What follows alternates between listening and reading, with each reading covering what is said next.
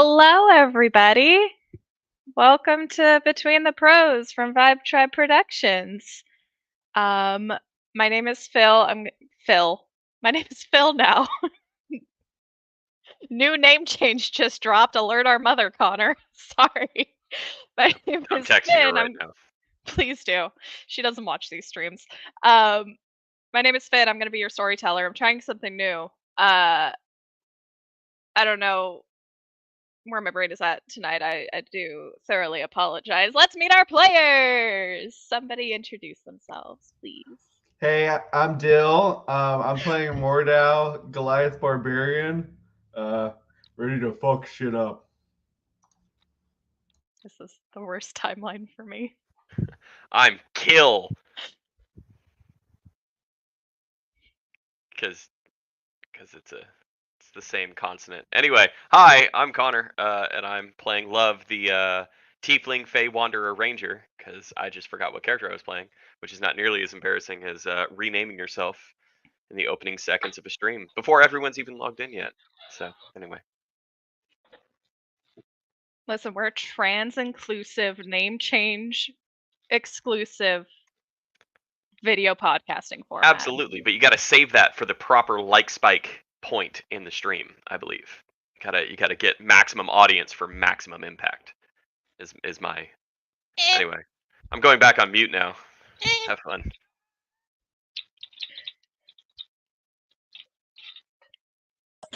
Maximus. I am Maximus playing Kunda, and just a bit of a tidbit at this point. Forgot where I live before I came here. Just around the corner, and again, I'm like, if you see me pop off screen, is because there's a little tiny little snake in the bathroom. Oh, a little baby. It looks like it, but it's like it's scared. like a scared good the fright out of me. I'm like, I'm just gonna leave it there. If it comes in here, you'll know. I was playing with a rat snake yesterday. That's Texas for you.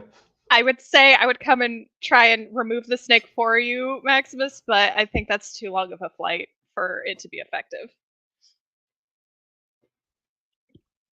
No, I'm just gonna let it. It's probably just gonna leave do something. Just let him vibe. Yep. All right, and then Erica, are you on comms yet? I am on audio. Yay! Hi, I'm Erica. I'm going to be playing Quill, the half-elven, not horny bard. It's my favorite trope to play. What a juxtaposition. I know. I can't wait for you guys. Instead of thirst, he's just filled with regret. Yeah. I can't wait for you guys to meet my little Aarakocra bard named Rig. He's my favorite boy. All right. Would anybody like to give a brief recap on what happened last session? What did happen? Pointing to him. Sorry, pointing to him. What happened, Dan? Yeah, well, Dan. Confess your sins. Well, I got nothing to confess. We turned in for the night. I thought Mordau decided, the king has been too suspicious lately. Let me have an honest heart-to-heart with him. Definitely did not seem like he was being honest. So when he offered me a pinky and a pinky promise, I took it. He did not appreciate that I took his pinky. Mm-hmm. How did you take his pinky? I bisected it from the rest of his body. But then I put it back on poorly. But I mean, he could figure it out. I mean, also, he's blind. So, I mean, prosthetics. How's he gonna know? How's he gonna know? How's he gonna know? And then, truth be told, he ended up leaving in the middle of the night. Maybe, potentially, I'm pretty sure. So, Mordau is just sitting on guard as he said he would be, Just hanging out, making sure that nobody doesn't come rolling up on us in the middle of the night while everybody else is resting. Are you in your room keeping guard? I'm on the balcony. You're on the balcony. Okay. Okay. Perfect. Yes, and Love went on a tiny small side quest to find soap that smelled like her boyfriend. She sure Okay, did. so quick update. It is a brown snake, which Oh. Is that a good snake or a bad Yeah. snake? Is it a good snake? Not that I know of. Oh. Can't remember. I need to look it up. Let's Google. And stay safe. Welcome to herpetology with Phil the storyteller. I'm keeping that thing. I forgot to text Mom. Hang on. How dare you? What to do if you see a brown snake, Australia? Leave it alone. Yep. Cool. Thank you, Google. Yeah, Love went on a small side quest to find a soap that smells like her boyfriend. You also met perhaps one of my favorite animal companions I have ever devised. Yes. Yes, which is Skippy the goat. Mm-hmm. So named because he has a smooth brain, smooth like Skippy peanut butter. Can't even. Yep. I was a theater kid. I know how to improv. All right, who's ready to get started? All right, this is your last chance for interruptions before I monologue. 3. Nope, I'm good. 2, I don't need anything until I go pick up that stuff from that soap person. 1. Hey, we did get a long rest, right? What a kill. It didn't say 0. Oh, I interrupted when you said 3. Yeah, we just did it sequentially. The bit is there. The bit is but solid. Now you're good. Okay. Okay. Morning paints the sky of Borealis' story. Morning doves coo and call from the trees lining the small village that granted you all respite from the journey. Somewhere in the distance, you swear you can hear the cry of gulls announcing the daily feast at the expense of the local fishermen. Sunlight dances along the floorboards of the old inn, peaceful and ordinary. The smells of breakfast reach each of you, some acquiring their plates before the others who elected to sleep in the prepared bedrooms upstairs. Farmers come and go as they eat and drink and prepare themselves for another long day in the fields and tending the livestock. Some acknowledging your party and engage in idle chatter and greetings as they take their leave. The morning is slow and blessedly lazy. But as you finish your meals, the absence of your 2 charges becomes more and more apparent. An unspoken decision to check on Borealis rings through each of you. And just as you get up to walk up the stairs, you hear a door opening and a pair of soled boots crossing the creaking wood above.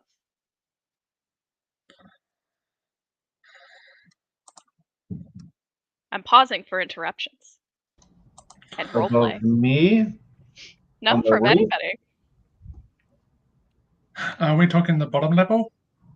You guys are in the bottom level.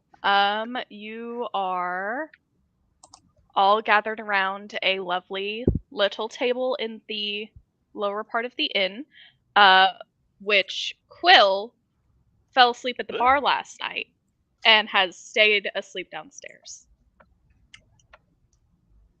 All right, so it's already day. I mean, it's already past morning. Mm-hmm. Okay. It's about 7 o'clock in the morning. It's pretty early.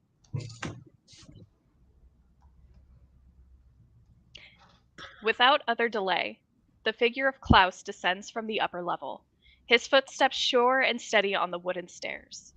He reaches and stretches and smiles as he sees all of you.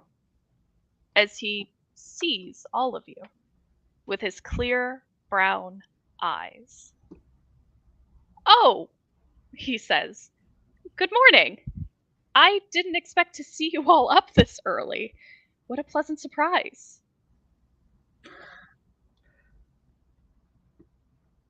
I mean, how's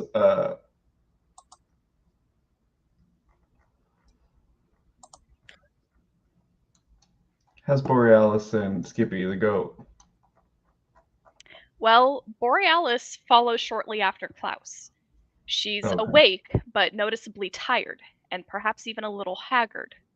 Her steps are soft, and the wood barely makes a remark as she treads across it. You can see the dark circles accentuate her pallid complexion and the blue of her eyes. She stands just behind Klaus as he continues to approach your table, eager for his morning meal. Kunda's gonna ask, so you can see now? I look at his pinky. As he replies to Kundar,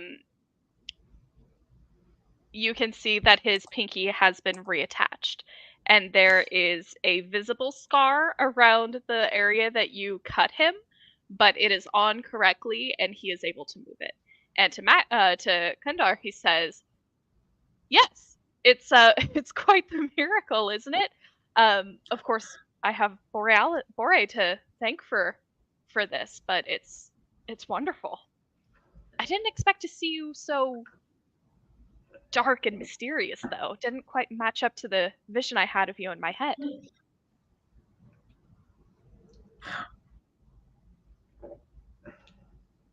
Yeah, he's just gonna ponder like, okay, this is something happened. Well, yeah, Bori. But turning towards love is like, I'm like, Love is going to has been gazing or staring like slack-jawed, and then seeing Quendar turn will also turn over to Quendar, and in the background through faint musical notes, almost as if Love has lost control over a cantrip that she now has because she long rested. You just hear a soft dun dun dun echo as theme music behind her. That's good. That's good. What the hell was that? Sorry, Bori, are you okay? Borealis looks up at you, and she just kind of nods her head and says, "Yeah, I'm fine. I'm okay." What Okay. happened last night? You see a blush immediately go over her cheeks. Never mind, don't need that insight check anymore. Sometimes you can just ask questions. Bollocks, why is everybody bloody shouting? Oh, Quill, you're awake. Oh, Quill, you missed out on a wonderful adventure. Lower, I'm so sorry. lower. Sorry. Yeah, okay. You missed out on a wonderful adventure yesterday. But I have a sneaking suspicion that maybe we didn't keep as good of a job as we should have of keeping those two separated. So we should that's kind of where we're at now, just to bring you up to speed. Can I get you anything? Are you doing okay? Do you want anything to drink or eat or anything? Coffee, please. Okay. Dennis, the bartender, has already prepared a hot mug of local coffee and a glass of fresh water Excellent. right in front of you. I just pour a mug of I get the coffee. I take my flask out, pour some of that into the coffee. Dennis goes, I don't think that's what you need, but I'm not gonna judge. No judging here. But if you want any more whiskey, I have a whole barrel of it now. As he pours a little bit more in a cup and starts drinking it. Ordell, you are my new best friend. I do what I can. Okay. You blushing, hands behind your back, knees and toes touching for some reason. You have working eyes and a messed up finger. It's already scarred. Yeah. And you all look slack-jawed and flabbergasted. Okay, so you two had sex then, eh? Borealis turns a deeper shade of blush across her cheeks, and flounders a response, and Klaus kind of steps in front of her again and says, "I don't believe that's any of your business." Quill. Oh no, I wasn't asking. And it's not really my business. It's simply a matter of how do I keep everyone alive. Emotional Well, attachments can sometimes cloud your thinking. well,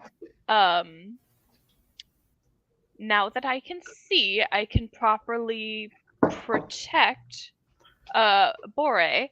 Um, yeah.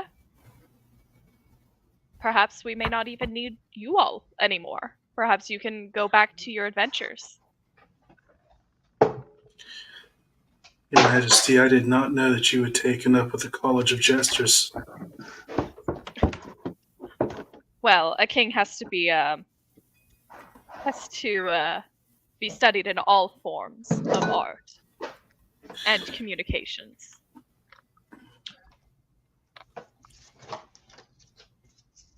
So,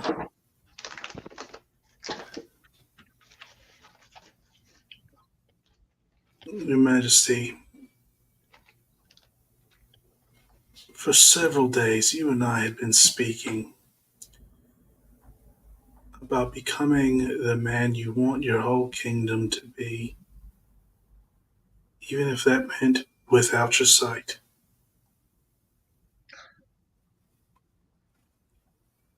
I wonder, are you taking a shortcut? I don't think I understand your meaning, Quill. Wanting you to be a better person to start with, acknowledging your personal faults, and trying to clean house inside your court, and let everyone's lives be better for it in the long run. And at some point, if Bore is willing, that she could possibly fix your eyes. I'm wondering if we skipped a step. It seems whether we intentionally skipped a step or otherwise, we're at a destination.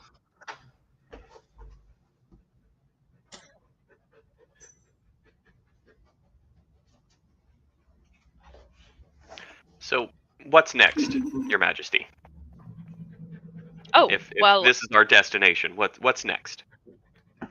well, I'm going to return to my castle, to my kingdom. I'm going to rule as best a ruler as I can. Bore is going to go with me. We are going to be married. We are going to rule the kingdom together. And I suppose live happily ever after, as the old stories used to say. Of course, I will keep her secret. And sorry, I thought I saw something outside of my window. I will keep her secret, and I will keep her safe from all who would try and harm her for the rest of her life. How do you keep a queen a secret? I think he means keep her secret a secret. Yes, that is exactly Oh. what I mean. Got it. I imagine you have people who know you daily in the kingdom. Maybe a few viziers, a few high ranking nobles, possibly a surgeon. A surgeon who is, like myself, dispassionate about your in other regions, but still has seen them. Are you threatening me, Quill? No. I'm saying that such a sudden change is noticeable. And they will understand it as a miracle. That's the funny thing Yeah. about miracles. As soon as you have one, everybody else wants one. And what about the two people that would often visit her? I mean, if they see that Oh, there's a queen that looks exactly like this person that's missing from this tower. You don't think they're gonna put 2 and 2 and tell everyone? Those monsters who kept Bore in her tower for all those years, not allowing her to leave, not allowing her any other company, masking themselves to hide their own identities, they should be counted as villains. And if they do happen to reappear in this kingdom, then I will protect Bore from whatever harmful things they had in store for her. I'm going to And, give her the gift of freedom. and She will have a Bore, whole castle. She will have friends. She will be able to go wherever she wants to go. With myself and my escorts, of course. To keep her safe. so what you're offering is trading her cage for a gilded cage. Well said, Morhel. That's. Mhm. No, I don't know. no, you That does don't seem understand. like the difference between a cage versus free range.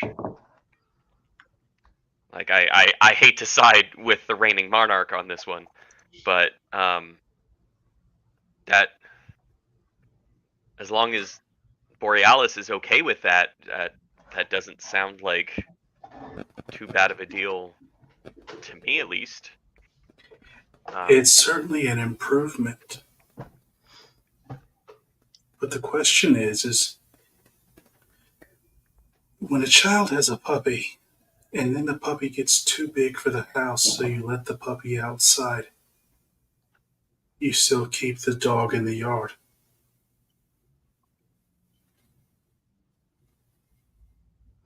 My thing is,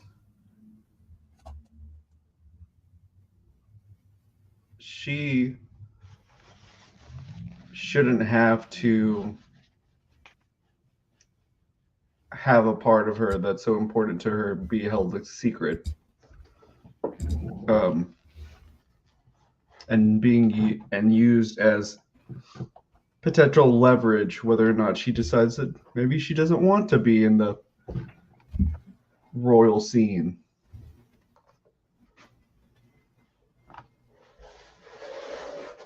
She Quite a doesn't few know. things. I mean, aside from being in a tower, she doesn't know what life is. You're gonna trade, like I said, you wish this protection for her, but that's the same thing that she was promised by the people, just under a different pretense. You hear Borealis. What did Puff do? I saw her step on the computer. What did she do? She deleted the I computer deleted the character command. sheet. I don't know what she did. She brought She up did it. a debug menu over on this side, and Yep. then she like soft closed and then reopened StreamYard on that side. So I don't know, man. She's professional hacker. She's a She's gremlin. hacker man. Anyway, carry on. You hear Borealis say, "At least if I'm not trapped to a tower, I'll be able to touch grass and be outside." Living there wasn't the best.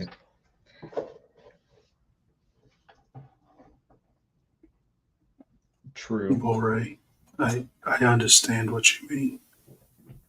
And I My name understand. is Borealis, not Bore. Okay, Borealis. I want you to know that I understand what you mean. I just simply don't want you in a cage at all. Not just a bigger cage. A bigger cage with silk sheets, gilded walls is still a cage. It is your decision. I just want you to make an informed decision.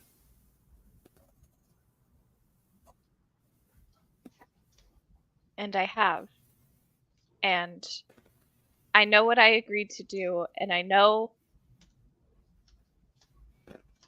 it's all my choice, and I'm sticking by those choices. Well then, I guess that's all settled. Guys, I guess we have a wedding to attend.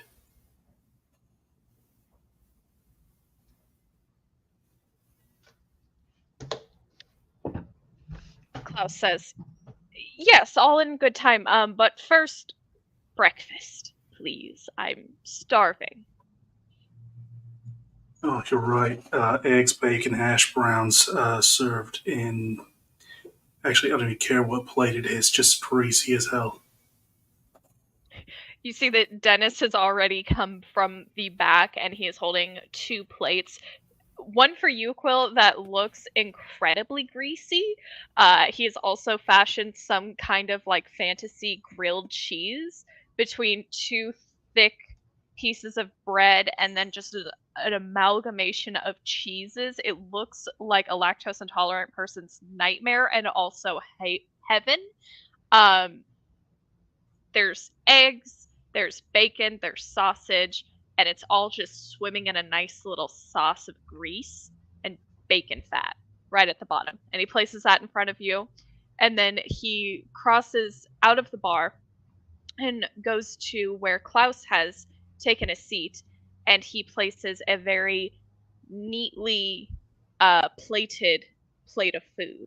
And you can see that there are bacon and eggs, there are 2 slices of toast, there's butter on the toasts, and there's beans, and there's even little tomatoes that are halved and have little sprigs of greenery on them. And as he places his plate on the table in front of Klaus, he bows slightly before he turns and walks away again.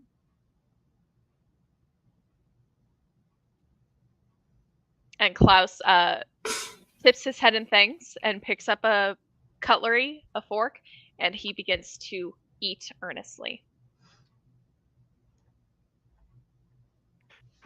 No. What are you doing? Was earnestly the pig's name? I'm sorry. I'm so sorry. It's actually Skippy. No! What? Another Skippy? They're not very. It wasn't pig bacon. It wasn't pig bacon. It was goat bacon. No! Skippy's fine though, right? Okay. I asked quick how update. Skippy and boring were. Sorry to interrupt. Quick update on the little brown snake. What's your snake? My roommate, sorry if you're in the background, it's my roommate and stuff. It decided to go into his room underneath his bed. No. No, that's not a good idea because they're venomous. Oh. But my landlord is onto it. Okay. We'll see. If you need to pop out, just feel free to do so. Just let us know. Yeah, no probes. Yep. No probes. Get a nice little pillowcase, let him go in there, and then just yeet it. Just yeet. Eat the snake. Where were we? We were talking about Skippy. You haven't seen Skippy this morning. You don't know what Skippy's up to.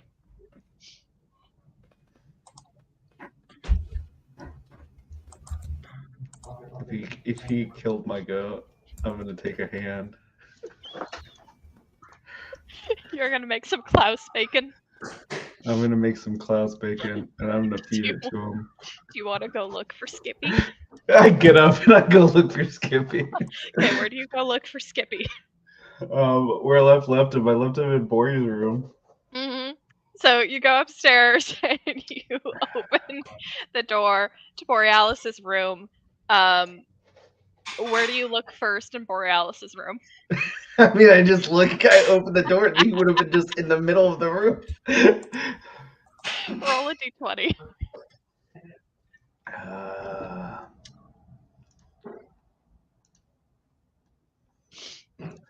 A 14.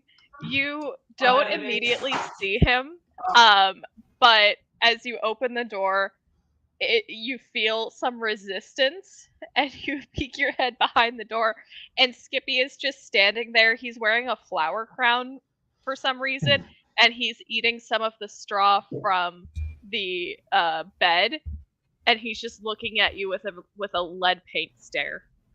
I get some the bed sheets and I make a baby Birkin and I put Skippy in my.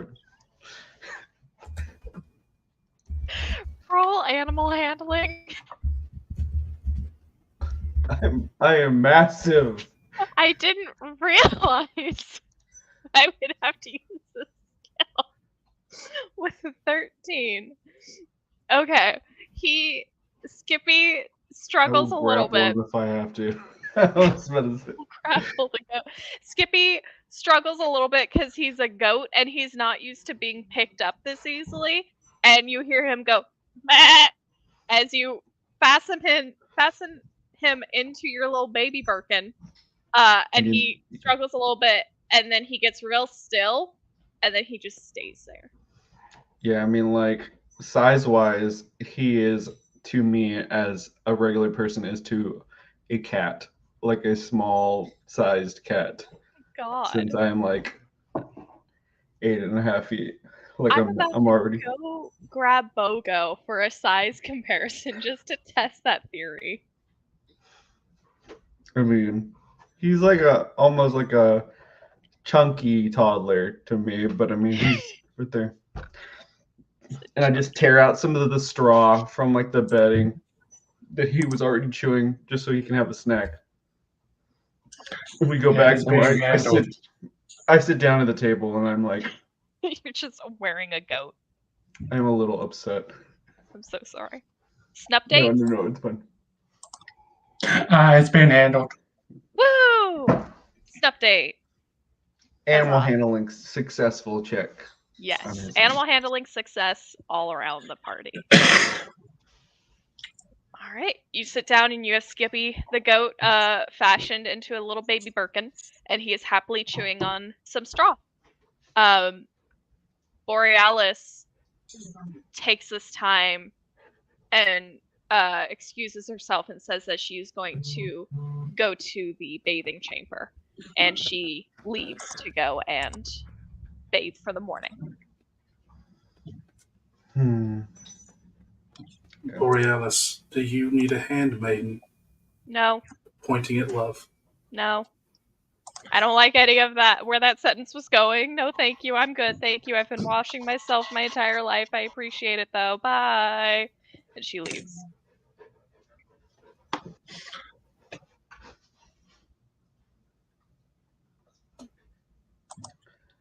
I'm going to go get the rest of my soap stuff.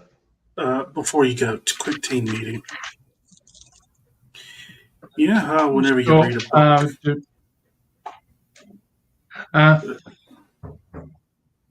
Yeah, Connor will probably say to Quill, do you want to do it in a more secluded area, or do we want to? We just need to huddle up and be quiet. The only thing is you ever read a book, and then you get to the third act, and immediately the princess gets kidnapped? Does anybody else feel like this is the third act that just started? Like we've... Shut up, Skippy.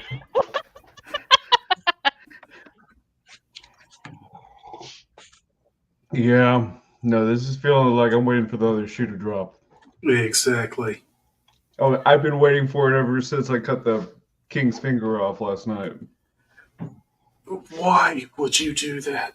Well, honestly, it was kind of I was really thinking that he was lying, and I really still feel like he's lying, but he gave me this whole, I'll give you my pinky that I'm not lying. And I was like, I can't resist that kind of phrasing. So I put his hand down and I cut his pinky off. But I attached it back. It's fine. It's all scarred up.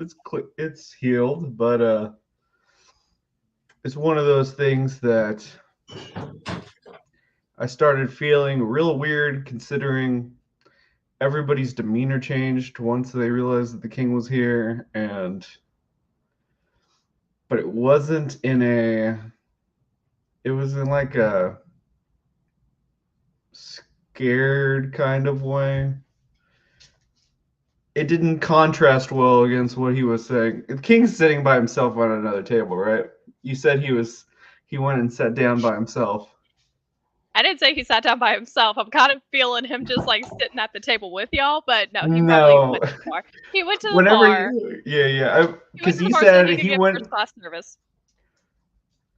I saw, yeah, in my head. Whenever you said that he sat down and he got his frou food, and I was just looking across, and I was like,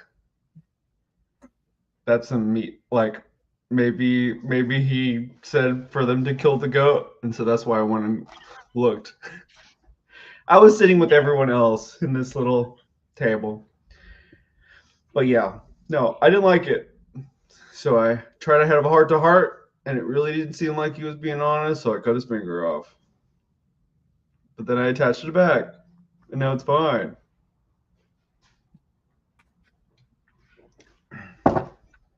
Even But putting it back on, there's still the issue with you actually left a mark on the king. yeah, I don't see sure. this going well.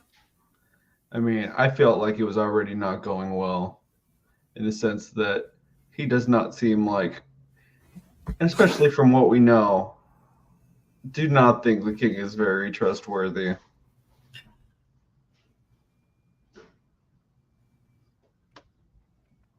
As I much hate as we to try to, interject about that particular like concept, but it's not like we gave him the warmest of welcomings into this situation. I feel like we all noticed and jumped straight to the damsel in distress conclusion, and in retrospect, that might not have been the most um, welcoming environment for the actual damsel in distress in this, opening chapter, if you will. Um, and I feel like maybe we all kind of got off on the wrong foot and then ran with some assumptions based off of who this Klaus is and how he fits into this story.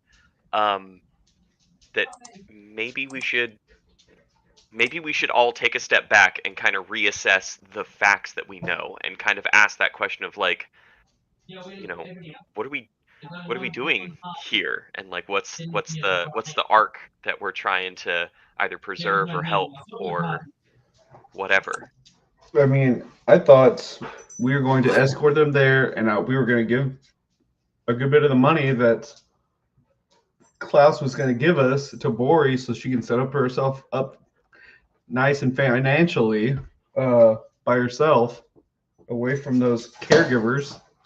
But also the thing about Klaus is it has been a very much a trickle down effect of lies. And Right. we have gave him the very much the air of we don't trust people that lie to us, but also if you have anything to tell us, you can go ahead and tell us because I'm literally carrying you on my shoulder. Yeah, but I don't know. I feel like I agree, right? There's a lot of aspects of the King's story that don't really seem to match up. Um, One thing that's kind of sticking in my head is those carriage tracks and Right? like the order of events as he tells it. Mm-hmm. And like I'm not saying that like the wolf attack was a staged thing, but Right. there is definitely some suspect here. But I think maybe we're uh blood from a stone isn't the exact like right idiom I'm going for, but I think Right. there's more here that we're missing because we're hyper focused on him being suspicious as opposed to how does he fit into the environment that we're in now. And like you said, everybody's demeanor kind of shifted, but it's still not like a full king's welcome in this village. And granted, we didn't go around saying like, "Oh, we're here with the king," but it does seem odd how I'm not sure. That's kind of what I mean. Like it's maybe he is being truthful, but maybe there's a bigger thing at play here. Sorry, he's not being truthful. Maybe he is being pure of heart or pure of intention, and that there's a bigger thing going on here that maybe we don't know yet. And that's might be where we're running into these roadblocks trying to move forward. Now, granted, My we thing haven't is- had another instance of, like, the pages and the ink being a situation again. So I think we're on the right track, but I don't know. Are we here to guard Borealis? Are we here to, like, steward her towards queenlyhood? Or are we here to stop them from ever being a thing? At which point we failed, but nothing seems to have happened yet. So I just I don't know. think I feel like that- I'm talking in circles now. No, I get it. One thing that they always said back in my tribe is don't always expect every flower to be elderflower when there's poison hemlocks everywhere. So, even though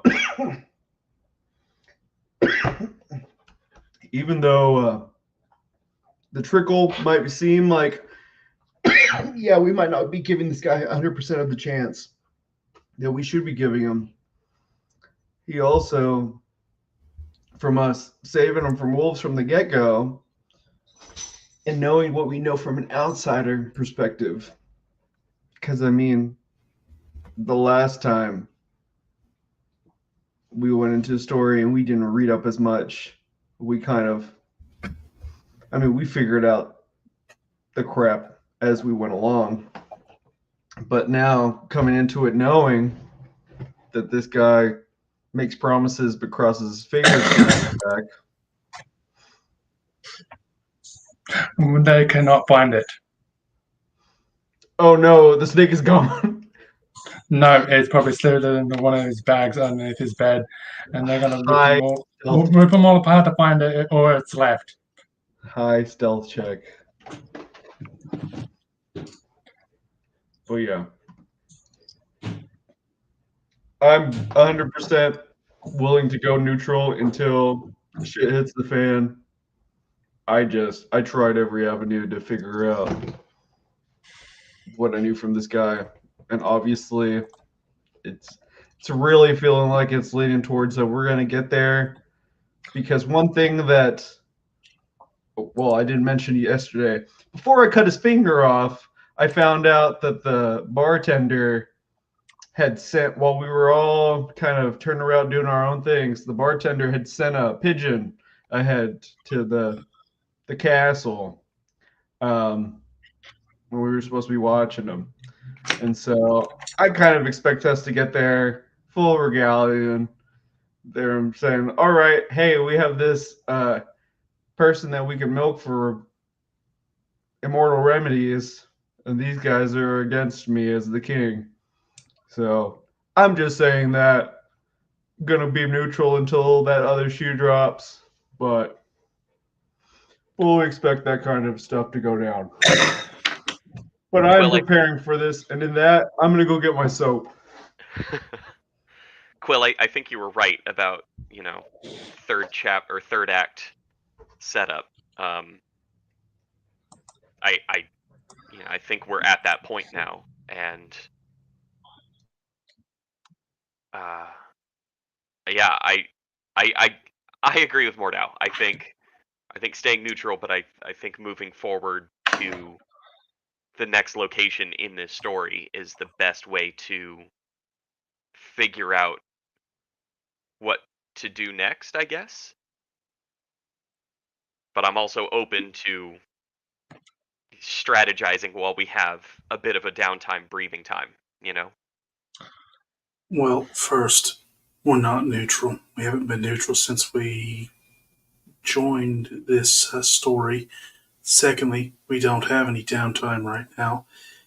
A pigeon's been sent off, which means either we're walking into a trap or the trap is closing in around us as we speak.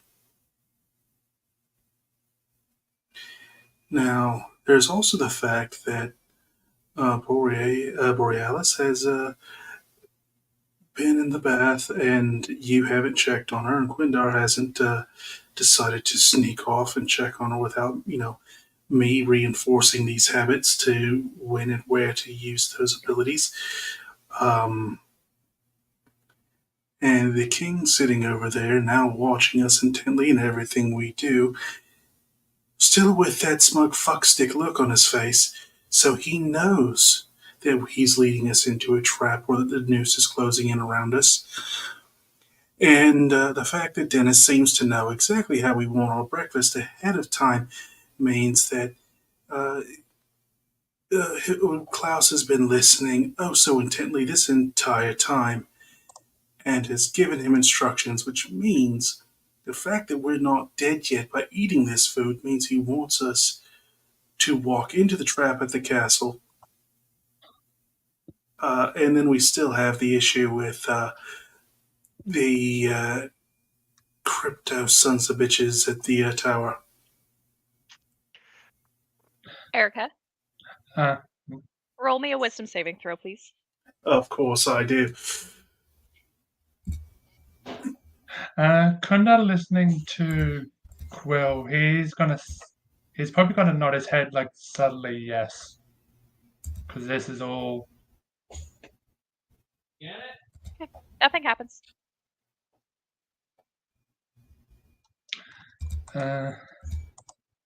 And that's right. Because my. Out of character, I wanted to be like, what was every single word? No, because Will no, said? previous session is I had my disguise on. It gonna preach towards Finn and stuff, and Finn and stuff say that he's still kept his disguise on, but it's like knowing what's happened, just to see like, because again he's noticed like most of the population is human. Yeah, I'm gonna preach it towards you, Finn, and if you want to improvise and stuff, he's going to just peel back his hood and drop his disguise right in front of Klaus, just see his reaction, and then turn back into his human self just to see how he'll react. Okay. You're gonna have to get Klaus's attention. He is currently talking to the bartender. What I'm gonna do is I'm basically gonna cast basically just gonna cast Gust right in his face and just flick a blast of air into his face, just straight out in the open. Okay. Does it? Are you doing like a full blown gust? Because doesn't gust like knock No, you back just 15 feet? sorry, let me.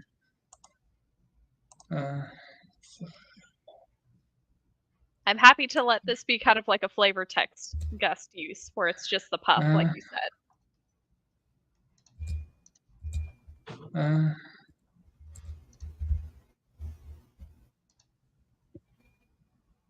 No, in the sense of the spell, in the sense of the spell, you can create a sensory effect using air, such as causing the wind to slam shutters shut. So how many windows are in this area? I would say. Let me look at the other map and see if it can actually tell me before I just lie about something.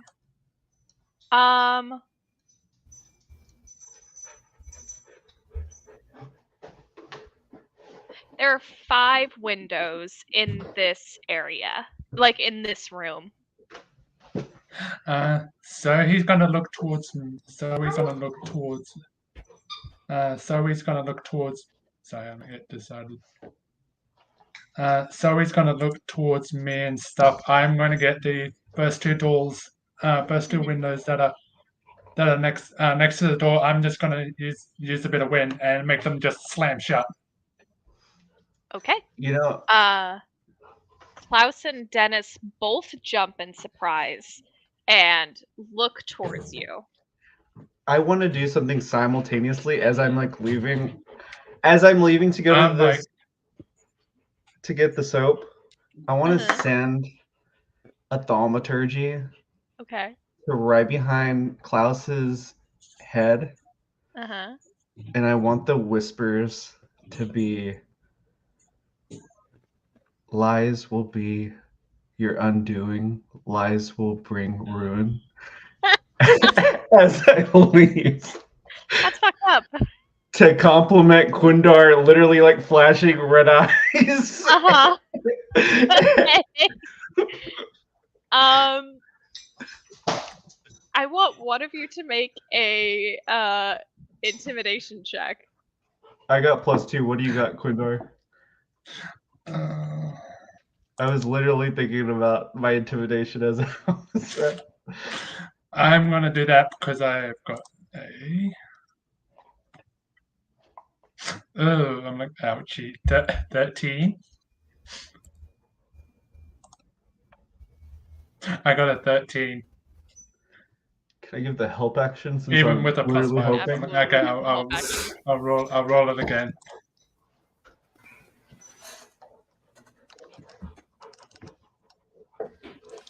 Finish, please. Okay, that's definitely gonna do it. 22. With a 22, that definitely does it. You can see as you drop your human disguise to regain your personal features, Klaus's eyes widen with shock, and you can see a visible, like, he kind of stutters back, like he almost knocks himself off of his chair. Meanwhile, he's hearing all of these voices, presumably in his head, and you can see his shoulders. You can see his shoulders like shiver, and you can see that Dennis, the bartender, also looks at you with shock, and then blinks his eyes like maybe he had too many to drink as your disguise pops back up.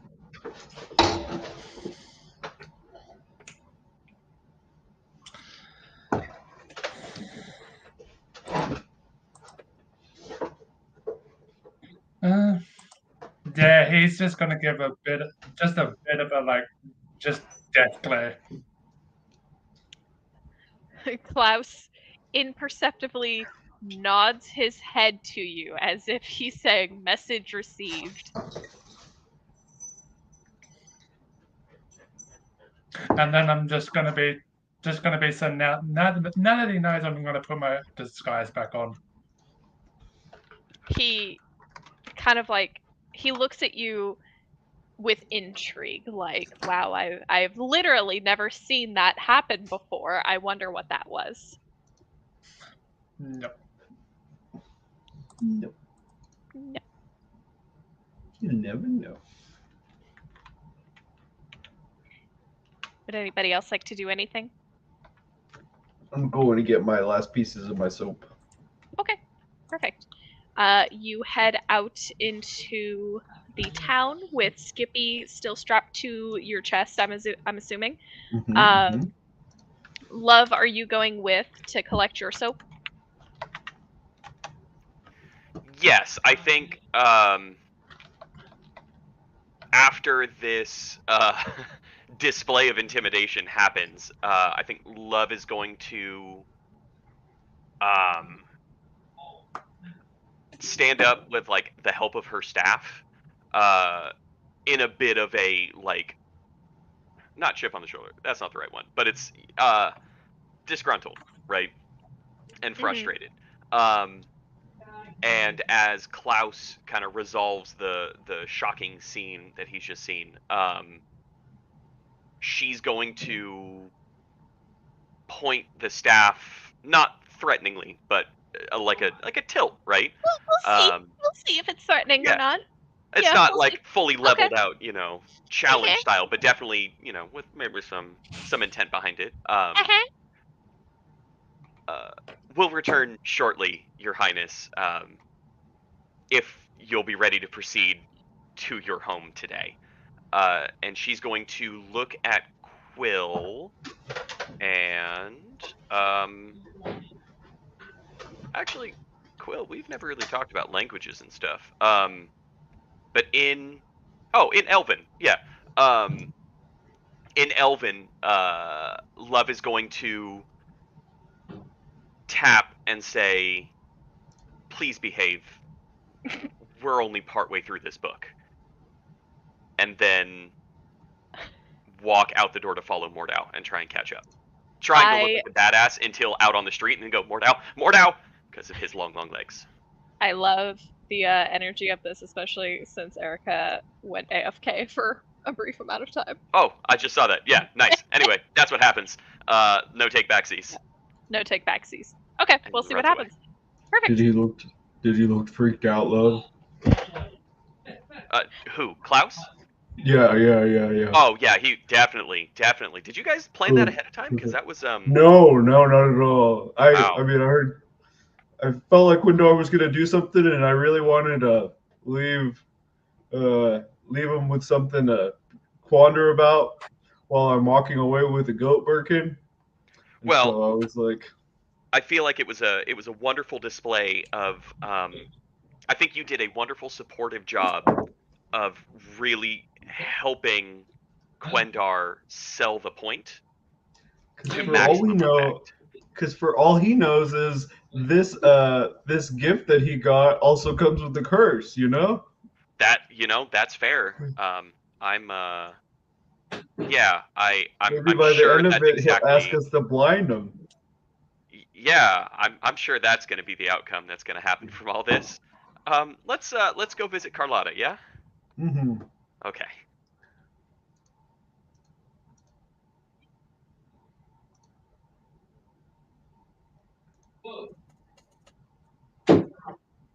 I pressed the wrong button, and I made a bookmark I did not want to make a bookmark of. Perfect. So, two of you head out to find Carlotta. You know exactly where where her stall is located. She told you the day before that if she was not around to give you the soaps that you could pick up from a will call sort of box that will have your name on it for the specific soap you have purchased. And Dan, remind me what was the thing that you wanted Carlotta to give I you? just wanted the excess of like what doesn't go into the soap. So Right. literally so whenever you make soap, you just like scrape off this Mhm. residue that's on top. And I told her to bottle that up for me. Right. I couldn't remember if you wanted one of every soap or if you just wanted like the excess of it. I've already got one of every soap. Okay. Well, I got 10 of several different I got 10 pounds of soap. Mhm. But I need that particular stuff for this thing that I'm making. Okay. You're adding nitric acid, aren't you? Somebody. Oh yeah, because Erica wasn't in last session. Yes. The whole thing. I was let me like, what the fuck is Dan making? Everybody was like 10 pounds of soap. Okay, and then I was going and getting a few other ingredients, and they're like, "What's Dan making? This is so weird." Dan's got a weird shopping list for a got a- non-magic user. Backpack of all these different ingredients. Right. What was it? We went to that wild magic field, Mhm. and what was it? Like a chair came down, and I beat it until it was sawdust, and I put some of it into a little vial for myself. Yeah, it was a wooden chair. I think that was fit for a pixie, and it hurt you every time you touched it. I think that was what the tag was. That's right. Yep. Okay, perfect. So you guys go and find Carlotta's stall. She is not there. She has a little sign out on the table that says "Gathering ingredients. Be back later." You find in her little, I think I described it last session as like a little neighborhood library box. You find inside there that there is for love there is a little pouch that was wrapped it's a folded handkerchief that has green leaves embroidered into the fabric, and inside is your cucumber and mint soap. You can see that wrapped to like secure it closed is a little green ribbon and there's a little card that says, "For love, hope your boyfriend likes it?" ? And then there's a little sprig of mint tucked into the little bow knot as well. And then for Mordau, you see a note that says, "I couldn't fit your purchase in the will call box. Please go under my work desk in the back on the left-hand side for your item." And it's signed with a little K. I hop over the bard. You find you find 2 buckets full of the excess soap making material. They're tied together. Their handles are tied together with strings so that you know that they are meant to go together. And there is a little card sticking out from that string that says, "For Mordau, please do not commit war crimes." This is not going to stop me because I can't read. And I'm just throw this out. Get what I need. I have a quick question, actually. I have a quick answer. What language is all of this writing in? Common. Common. Oh, Okay. I could read it 100%. I know like 7 languages. There's a difference between can't It's read written and in a won't read. weird kind of like complex marriage between infernal and celestial for some reason. Interesting. No, it's just written in Okay. common. Oh, I thought that was just your definition of common. No. For me, it's just one of those things where it's like when I hear "don't," I'm like, all right, not Just disregard all of it. Love does not read Mordau's note. She's got like whole snoot like in the I bag. figured. I'm like in the back of the shop at this point. I was like, absolutely disgusting. Mint and cucumber. all right. If Mordau comes back with, the 10 pounds of soap and then like 30 pounds of just beets, we should be afraid. Yep. No, I got this is my last ingredient.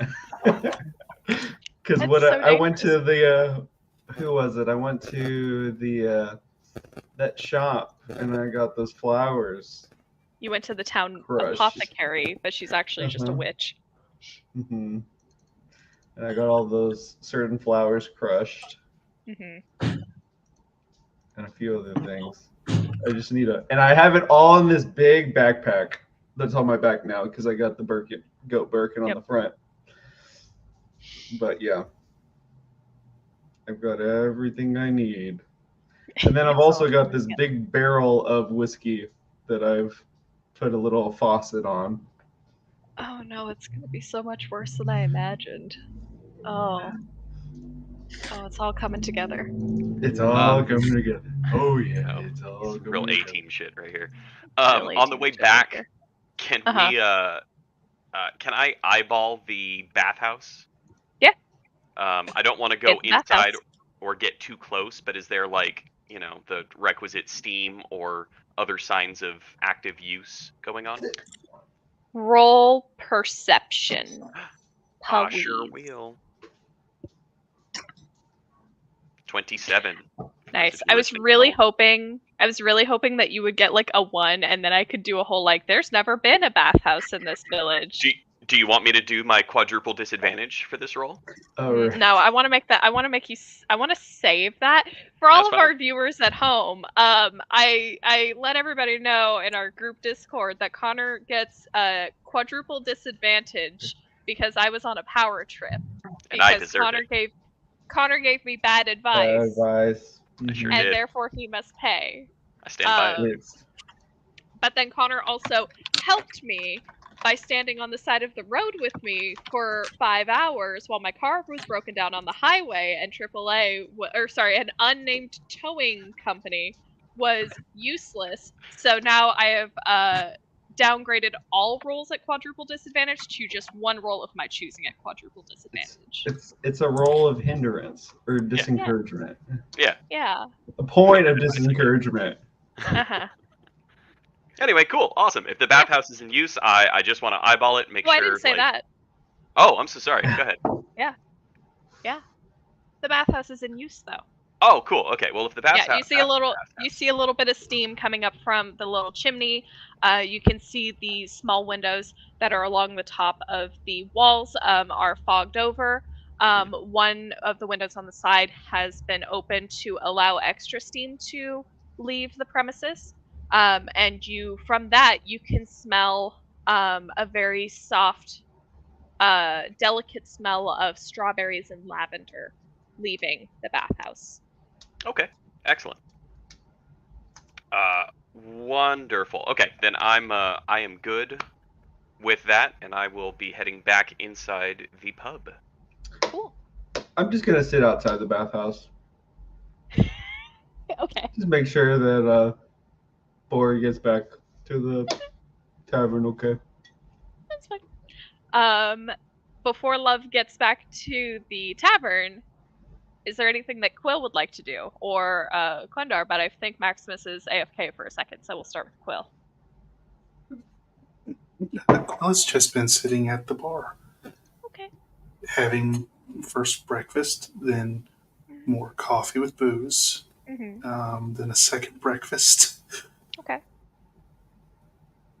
Uh, Is he talking to Dennis or to Klaus?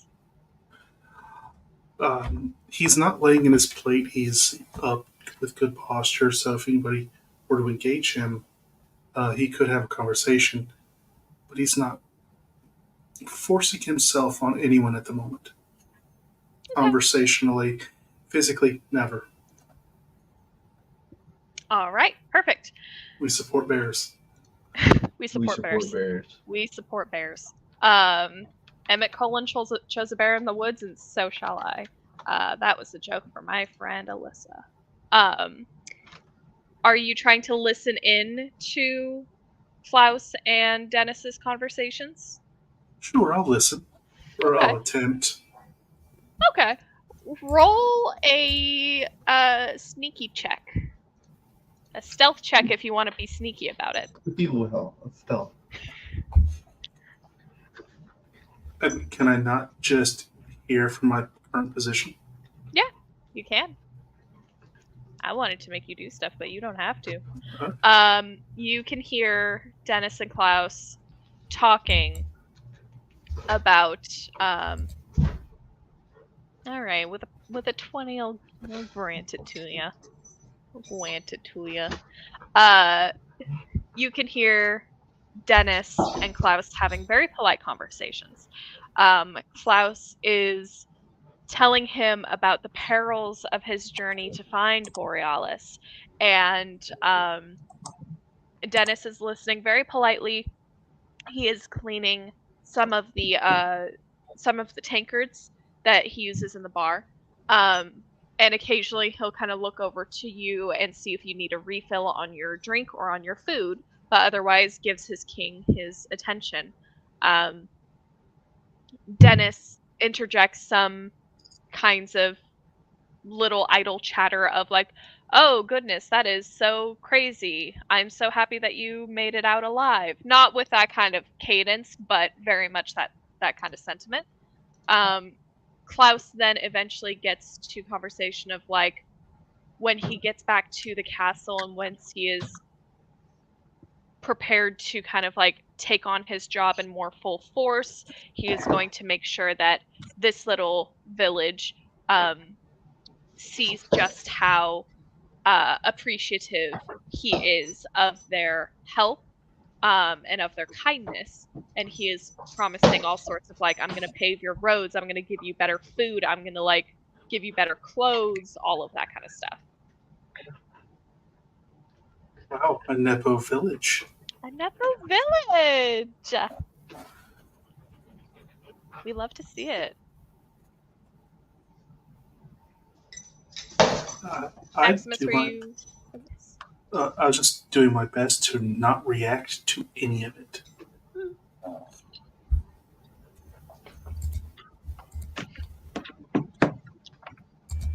Did you have anything you wanted to do, Maximus? No, not really. All right. Their conversation continues, and Love, about this time, you come back into the tavern.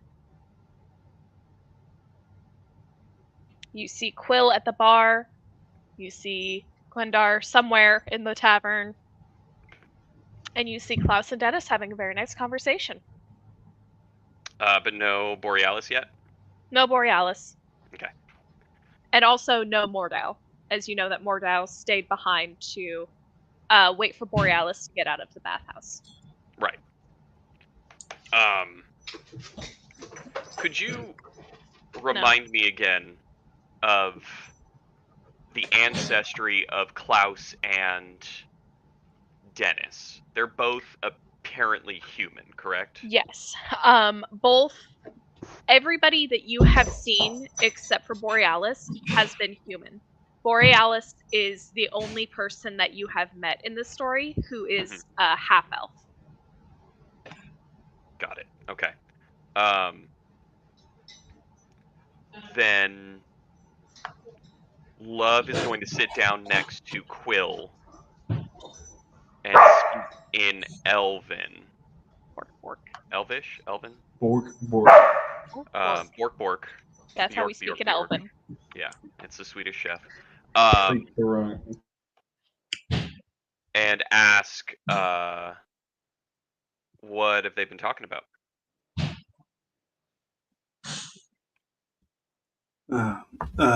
Nepotism for the whole village.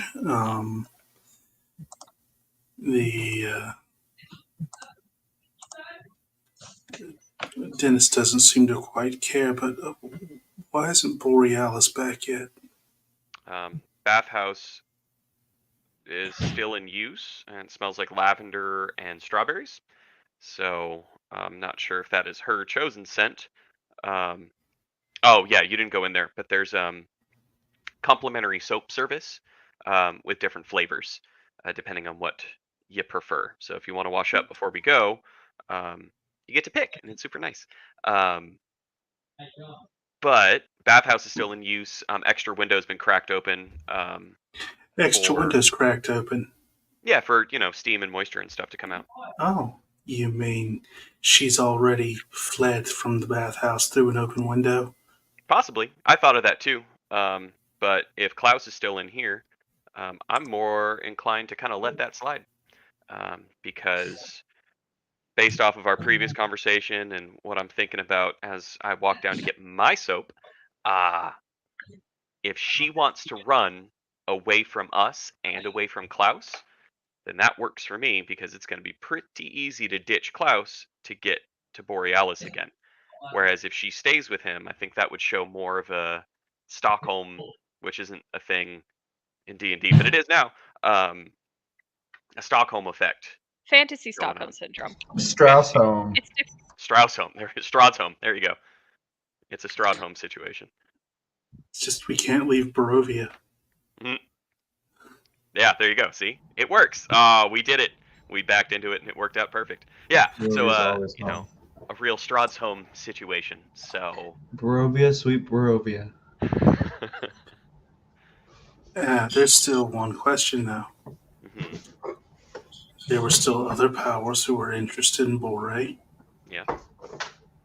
And we haven't solved that problem yet, so she's on the run. It is quite plausible that by now they know she's missing. Yeah, probably. And Klaus isn't half as dumb as we give him credit for. Which means, in all this time of... Oh, Connor's not looking. Oh, it's Barovia! Oh, that's cute! Oh, I love it. Let's go there next, guys. No, thank you. Yo, say the word, I'll do it. I got the source book right here. We could do it so easy. Well, I guess it's not as bad as it was before. I'm not playing a monk this time. Hey, I went through Barovia as a monk, and it was four great. of I had a them, but- grand time. If Xylo's in the chat, Xylo can vouch. We had a wonderful time. Sup, Xylo, if you're there. But Xylo, is that true? Did you guys have a wonderful time in Barovia? Oh, Xylo says yes. Xylo Told says you. yep. Thanks, buddy. But yeah, so what do you think? Should we ditch Klaus, or do we want to split up and all go check on Borealis and maybe try and track her down?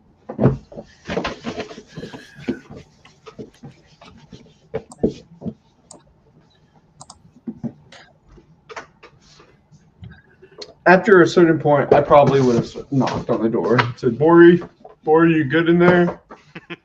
Need any more soaps? Smash cut from we've got to handle this really subtly, Quill. We're speaking in Elvish. No one understands us. They won't even know we're here. And then Mordau. Using Skippy the goat as a battering ram. Literally. Skippy, hush. Learn some tact.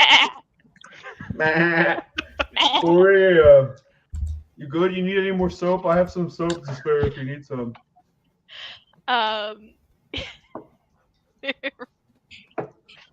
Roll perception or investigation, please.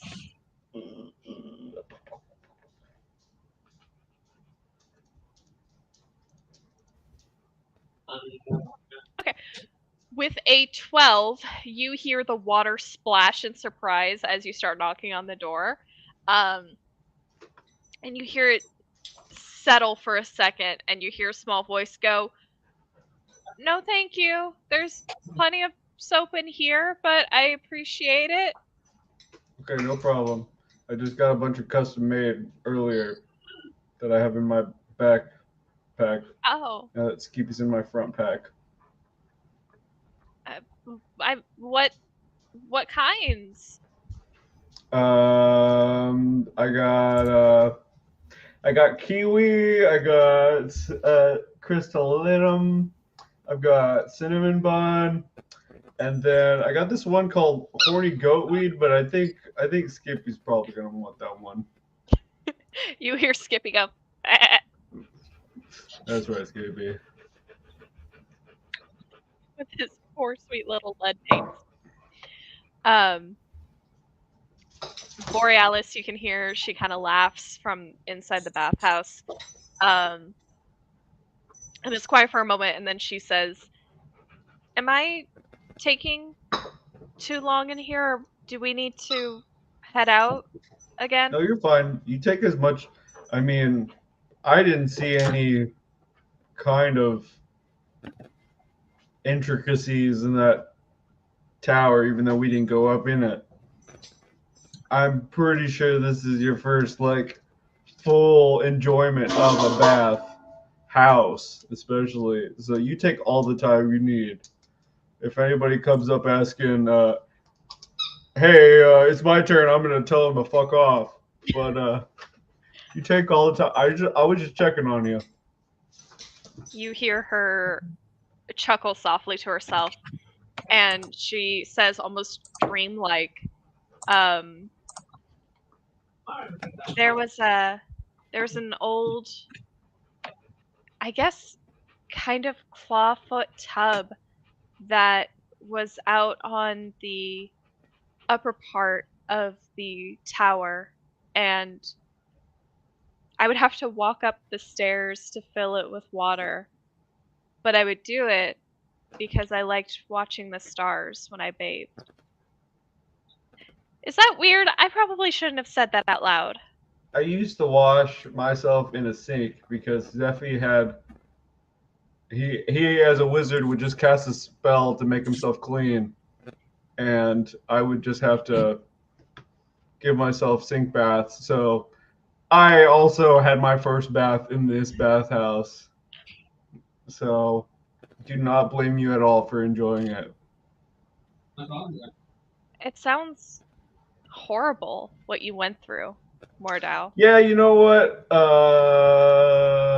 It was okay. How cavalier Mordau's being about this is really sad and funny to me. Borealis says from inside, "Do you miss him, Zephy?" You know, I wonder about him. I wonder if he thinks regrets, but I don't necessarily miss him. I know at some point I'm going to see him again, but hopefully it's in a time where I get to tell him I fucking told you so. But that's how the things are sometimes. But how are you?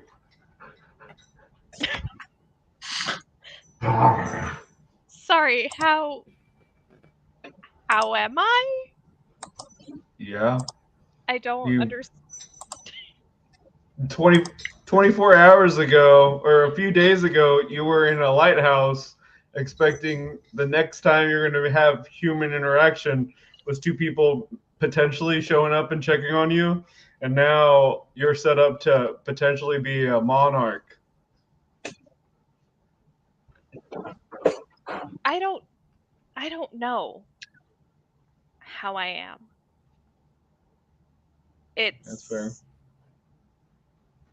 I never dreamed that this would happen. I guess I just haven't really thought it through or internalized it yet. And I think that scares me. And I think, oh gods, did I make a mistake last night? Everyone has their own choices to make.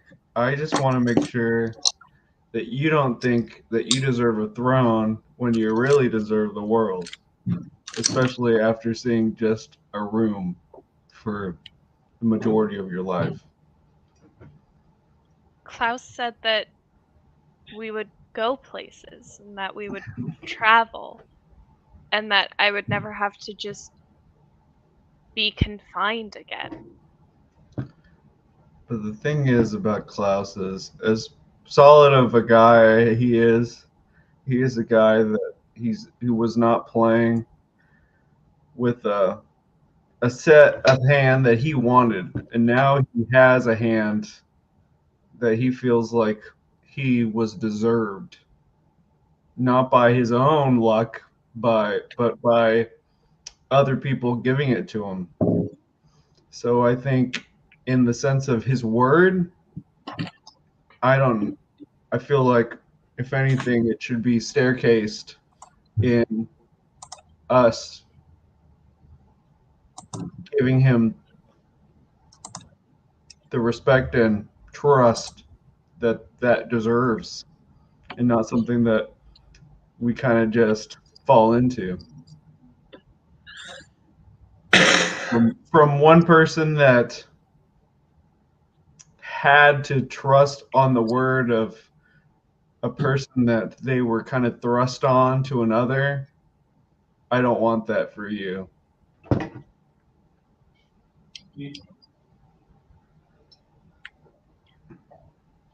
Mordau, will you stay? Not just you, but all of you. I'm worried that, well, you're my first friend that I've had in what, 20 years? And I would like it if you stayed. And I'm sure once I become queen or whatever, I can give you a proper like paid position, but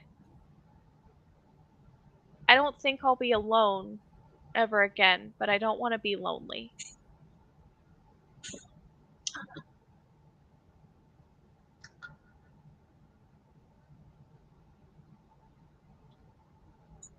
I don't know what this king will lead this world into, but I do know that with what I have grown up with and with what my friends all need to do, is I can't promise that we would be able to stay and help when there's more people that could use our help.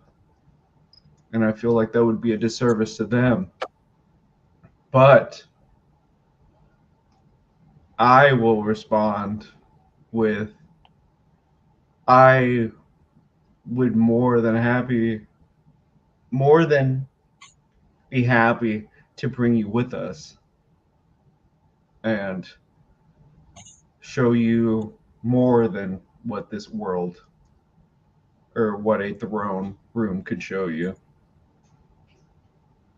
I'd like that. Thank you, Mordau.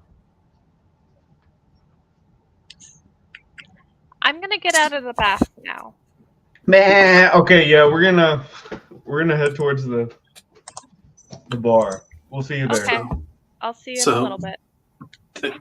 Love, I got a gold piece that says she's already fled and she's 3 counties away. Yeah, that's kind of what I'm thinking. But honestly, I'm feeling really confident in my ability to track her. So I think here's what we can do. If you can distract Klaus, I'll head out there and kind of circle around and see if I can pick up her trail. And then I'll signal you by using Quendar. And Quendar can come in and maybe I come also through. help. I bust into the bar. I'm like, all right, we're about to head out here in a little bit. Does anybody need to wash up or do anything? Well, isn't Borealis still in the bathhouse? She's gonna be out in a little bit. What now? What? We're good. Did you Yes. talk to her? Yes. I talked to Bori. Skippy goes, Quill, I think That's you right, owe Skippy. me a gold piece. Her gold piece. We're making bets in here. We'll put it on my tab. We'll get it next time. Double or nothing next time. All right. If we get into a throwing contest at some point, you guys gotta get me in it. Yeah, I promise that I'll absolutely go up against you in a throwing contest. That sounds like a great way for me to succeed. Okay. You throw anything you want as far as you can, and I'll throw something that I want as far as I can. Wordplay. I got you. But I also have thaumaturgy.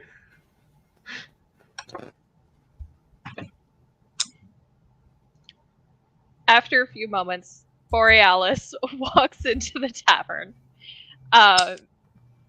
She is towel drying her hair, her very short hair, and the smell of strawberries and lavender kind of wafts throughout the room.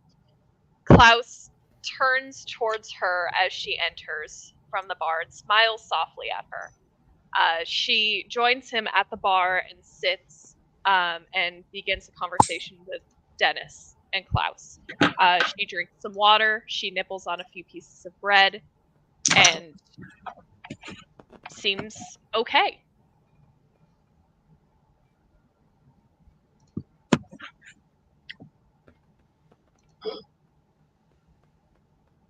I'm waiting for an interruption before I move on. Nothing. All right, I got nothing. perfect. Is she wearing any particular article of clothing, ring, a brooch, necklace that I can see? No, she's not wearing any jewelry. She is wearing the same clothes that she wore yesterday. So it's a tan bodice with blue trim and a skirt. I forgot what color. And then And she's like got a dark her mace hanging off of her. Yeah.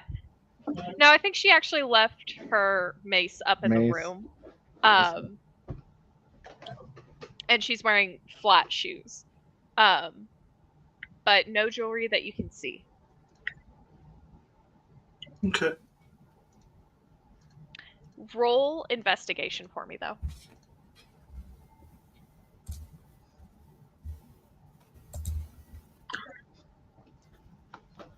You know what I'm gonna do though? What are you gonna do though? Once, because you said Klaus went to talk to her, right? She joined Klaus at the bar. I want to strike up a conversation with the bartender. And then I want to try to pull him aside and ask him what he wrote down on the page for the bird, considering Klaus was blind and he would have to either transcribe it or get somebody else to transcribe it. Right. Okay. Quill, with your dirty 20 in investigation, since you used your inspiration, you notice that just by the way that her bodice is cut on the sides of her shoulders, you can see on both of her shoulder blades pink scars pointing through that look to be in the shape of like triangles, but you don't see anything else. Incision marks.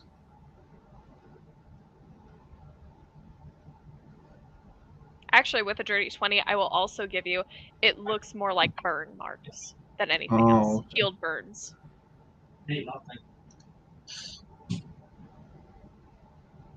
And then for Mordau, you walk over to the bar to talk to Dennis. Are you flagging him away from Klaus and Borealis? Yeah, like I'm ordering a drink. Okay. You sit down at the bar. Dennis comes over to you, and he leans in, waiting for your order. I start trying to talk. I start like the conversation, like talking about the whiskey and how it was good and all this stuff, and then I kind of lean in a little bit more, and I'm like, you know, I know you wrote that letter for the king last night, and you sent it off with that bird. Who's to say that he's gonna pave these roads? Who's to say that he's gonna do those things that he just off the cuff said? He probably doesn't even remember your name. If it benefits us in any way, or you think that we're walking into something, I'd like to know what you wrote in that letter on that bird. Roll either persuasion or intimidation. As I give him another gold piece, since Roll a that other gold. Since that gold piece that I gave him, or 5 gold pieces that I gave him yesterday, he was like, "Oh shit!" Like, you didn't give him gold pieces. You gave Rolf the farmer 5 gold pieces for Skippy. I gave him a gold piece too, and then he gave me that whiskey barrel. Oh, yeah, that's right. My bad. Yeah, I'm already in good graces with him. You are. That's true. With an 18, he raises an eyebrow at you, and then kind of looks down the bar at Klaus and leans into you as he starts to pull out 2 glasses from beneath the bar and takes a bottle off the wall, uncorks it, and begins to pour a sweet-smelling liquid into it. And he takes one for himself, and he says, he's not a bad king. He's not the greatest. I'm sure there's really no great kings ever. No great kings. There's no great kings ever. You know this. I know this. You seem like a guy of the land. But you know, he's all right. His dad was kind of a douche from what I heard, but you know, haven't had any of that with him. The letter with the pigeon was just, I'm here, come pick me up. Like, it was a little bit fancier talk than that, but that was basically it. There was also like a note of bring extra horses. Okay. But no cage, no bring extra people, no Okay. All right. Just, I'm at this village. He asked me to fill in the name of the village. Staying at Dennis's Tavern and Fun Time Zone, and bring Wait, that's the 4 name of extra your tavern? horses. What? That's the name of your tavern? And Fun Time Zone? Where's the Fun Time Zone in here? He just nervously takes a drink of his liquor. Where's the Fun Time Zone in here, Dennis? Listen. We had to 'Cause get I rid of was the ball not pit given- recently. We had to get rid of the ball pit recently, but there was once a ball pit. That was Insurance fun. is a bitch. Ball pits are a breeding ground for disease. That's why we had to get rid of it. There was a plague. Oh boy. Yep. But I haven't changed the name yet. I've already made a whole bunch of postcards, and it seemed like a No, waste. I understand. Yeah. In terms of the advertisement, yeah. Yeah, you understand. Okay. All right. Well, I just wanted to check before we headed out, but here's another gold piece. You Thank you. probably will not see you again after this, but you guys take care in here. And you guys do not go into that field. That field is not real. The cucumber field? The cucumber field. Don't go into the cucumber Yeah, no, field. we typically don't go I know into you that. guys don't, but definitely don't go into it now, because I have Right, been yeah. in it. Oh, you went in it. What was it like? I got this weird candle. It seems like I something pull that the candle, I snap my fingers, and the little it just little starts dan- dancing. dancing. You see this? I don't even know if it's alive, Dennis. I don't even know if it's alive. It just came out of nowhere, Dennis. Dennis looks at the candle and goes, "Yeah, that's some weird shit. Did you just kill it? I don't know if this is the third time it came out feel like that. pain? I don't know. Every time I bring it back, it just keeps on dancing. I don't know if that's its form of displeasure. I don't know. I don't understand. Don't go into that field. Put more signs up. I'll Cucumber is off the menu. I'll talk to Ralph. I'll talk to Carlotta, let her know to take More out signs. all the Barricade, if you will. Yeah, I don't care. We'll build a wall. How about that? Build a wall. All right. Put another gold beard towards the wall. I don't like the political stance we just made.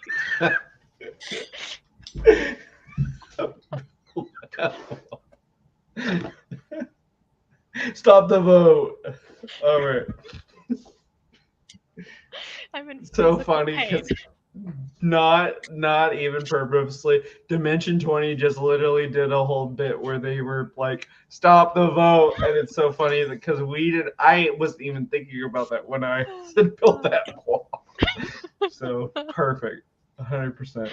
Jotting down a note that the village builds a wall. All right, let's get out of here. We're gonna build a wall. Strahd's gonna pay for it. I hate it. The Feywild's gonna pay for it.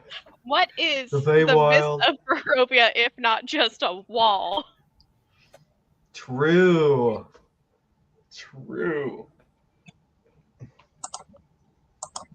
Vote And smart, everybody. the Vistani, they're gonna pay for it. The Vistani is not sending us up the best. Even your dogs hate what you were saying. They do not like Donald Trump impressions. The Vistani, they're not sending our best. Oh god, they're trained so well. We're Okay. gonna get them. Oh god. All right. Let's fucking party then. Okay. As I don't think Mordau tells the others about his plan to take Borealis with him. You do tell or 'Cause you don't tell? I do not tell. Okay. I still think in my head that the other shoe's gonna drop, and he kind of wants to say that I told you. He wants the "I told you" so moment to fall. He's like, I'm gonna be able to handle it. It's gonna be fine.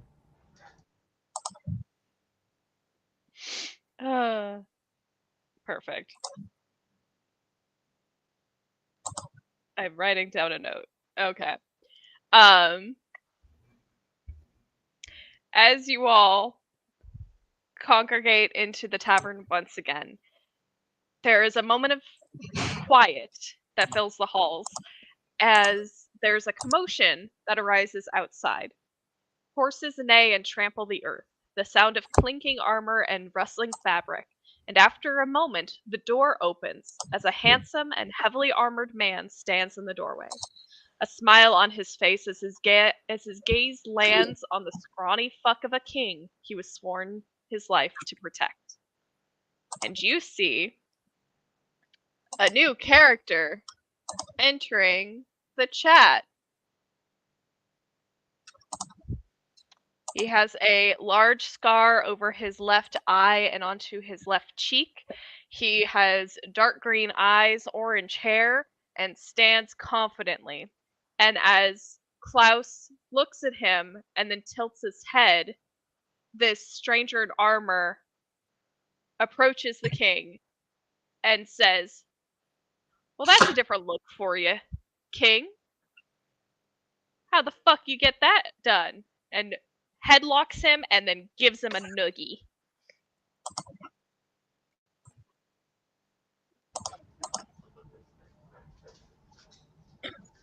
He got some benefits from this town right here. It was a herbalist up the road. Good. How many guards came with him?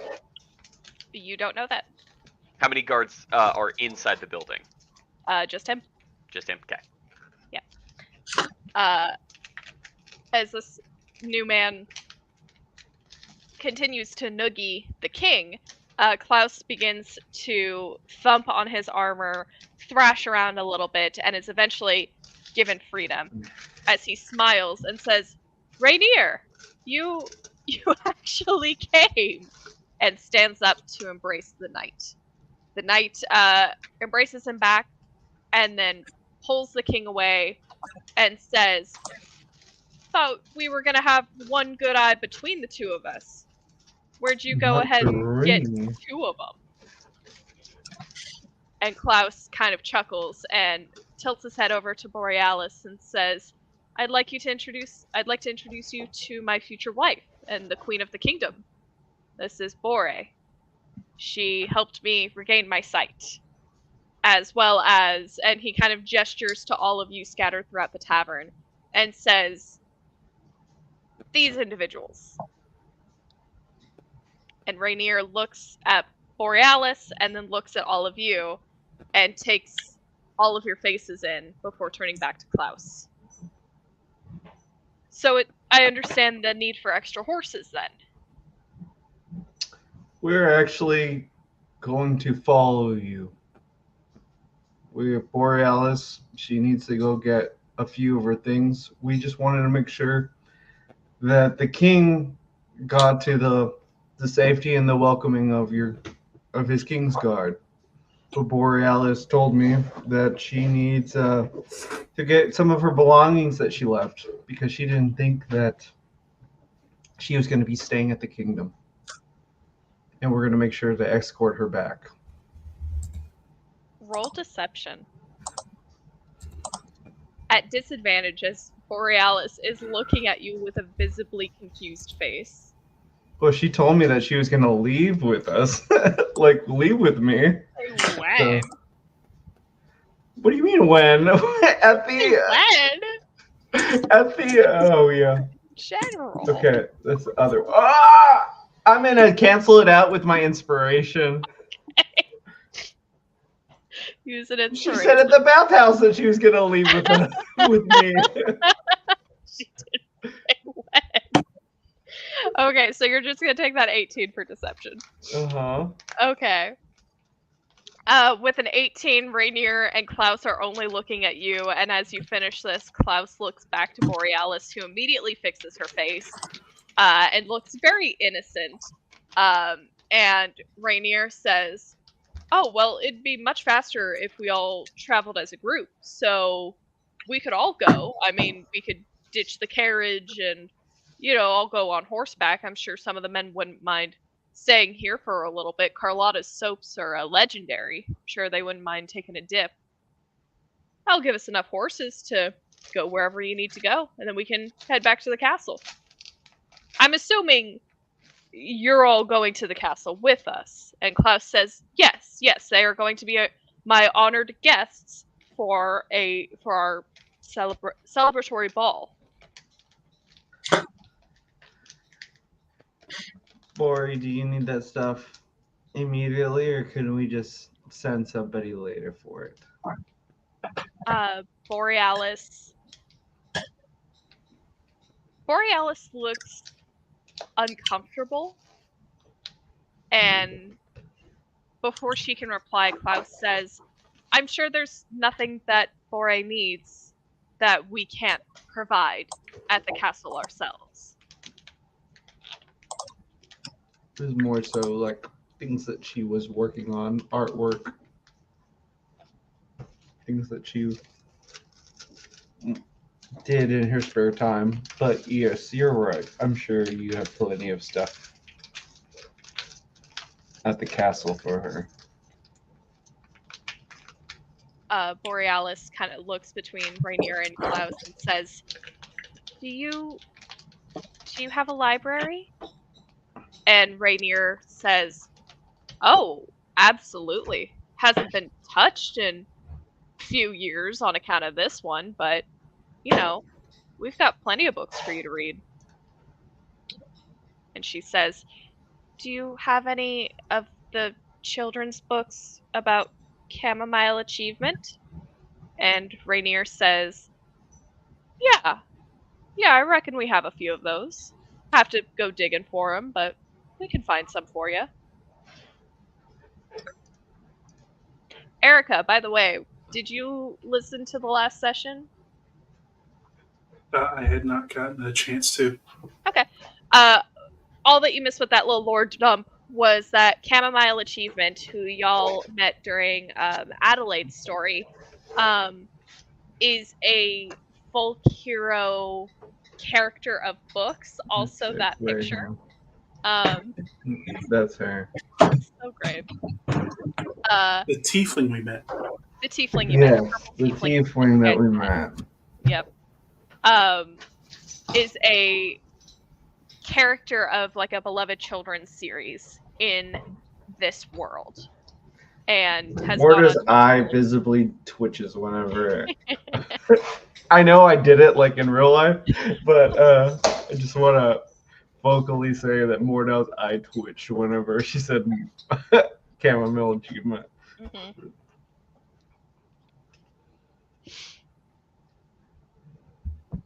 And Borealis revealed to Love that the Chamomile Achievement books are her favorite books to read.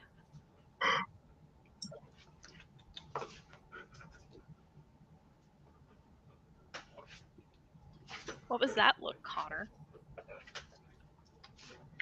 Just an in-character moment to have Love go over to Mordau of your bestie. Our favorite returning character. He looks around at the trees. If we say her name we say their name 3 times in a row, Oh they show up. no, Beetlejuice rules. Beetlejuice rules.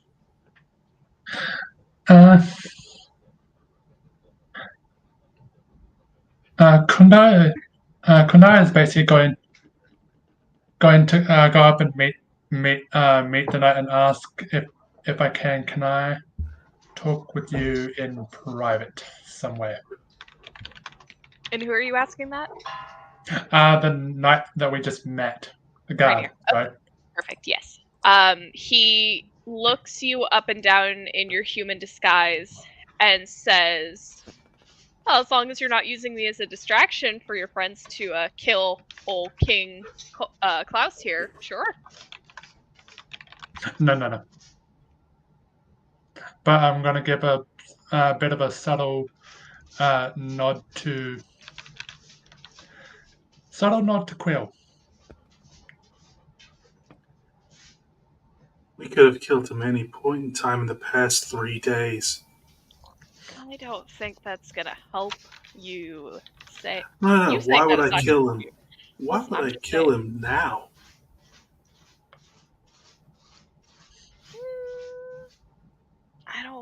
I choose not to try and understand mad people. So anyway, and he looks back to Kundar. I'll follow you. Yep. So I will go into the map. Gonna go to that same tree I went to. Okay. Just away from the group. Yeah. He follows you outside, and he follows you to your tree. So, Kundar getting killed. and he's now that he's away from them, and it's like he's gonna do the usual stuff he usually does. Traveling there, shall we have any trouble with anyone in particular? Traveling to the castle? No. Yeah. Shouldn't have any trouble. There aren't really any, like, bandits that are on the road. Not a whole lot of crime. But that's mostly why I'm here, just in case something happens, I can protect the king. Do you mind if I be your backup? You as my backup. Yep.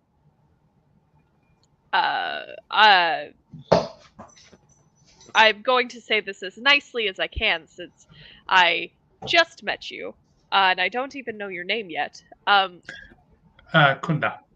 Kundar. Good to meet you. I'm Rainier.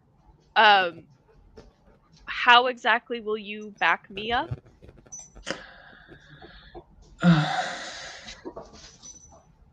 People in there know that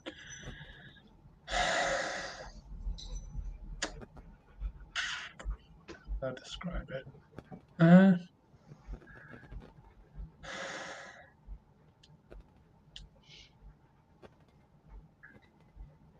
I'm essentially like you, but I do it within the shadows. Alright. You're like a spy master. Yes. Alright.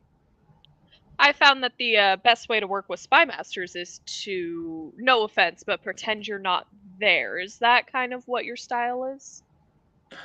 Yes. Alright. Well, yeah. Yeah, I'll use you as my backup. No problem. Okay then. Is there anything that I need to look out for with you and your friends? No. Not even that girl who's apparently supposed to be my queen?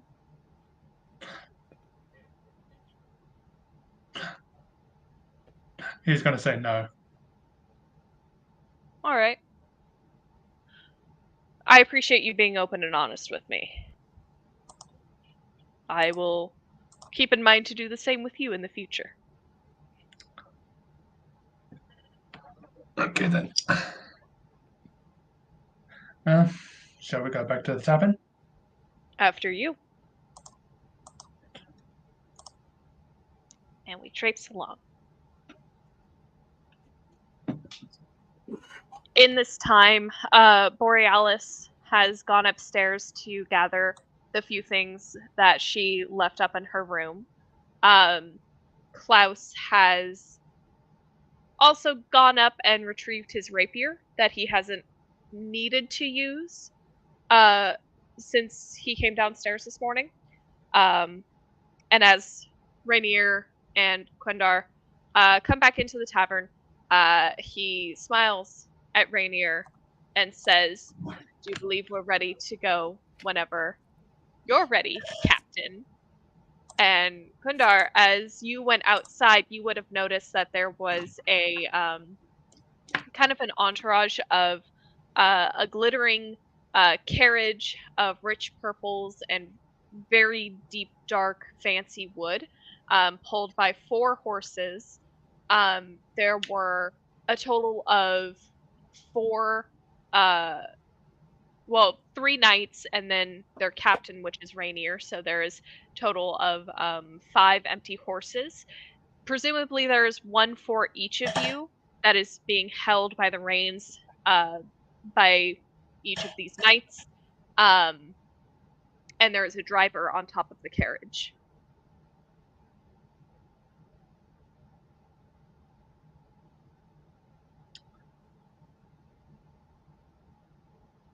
Uh,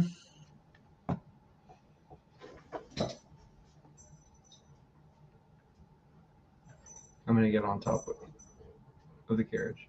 You're gonna get on top of the carriage. I can't fit in the carriage. I'm not gonna use any of my patches. Okay. All right. No, you're right. I don't know what else I expected. As each of you leave the tavern, Dennis waves a fond farewell and counts all of the gold that he has made off of all of you in the past 24 hours. Rainier opens the door to the carriage and helps Borealis get inside the carriage herself, and then reaches out his hand very sarcastically to Klaus. Klaus then slaps his hand away with a smile and a smirk and pulls himself into the carriage, closing the door behind him. Rainier chuckles and, with a shrug, goes to his horse and mounts it. And as he is steadying himself on his mount, says to the rest of you, "I've got horses for each of you if you want to pick your steed and climb aboard." Nope, I got my seat right here, and I just climb up there and get on top of the carriage. And Rainier looks at you and says,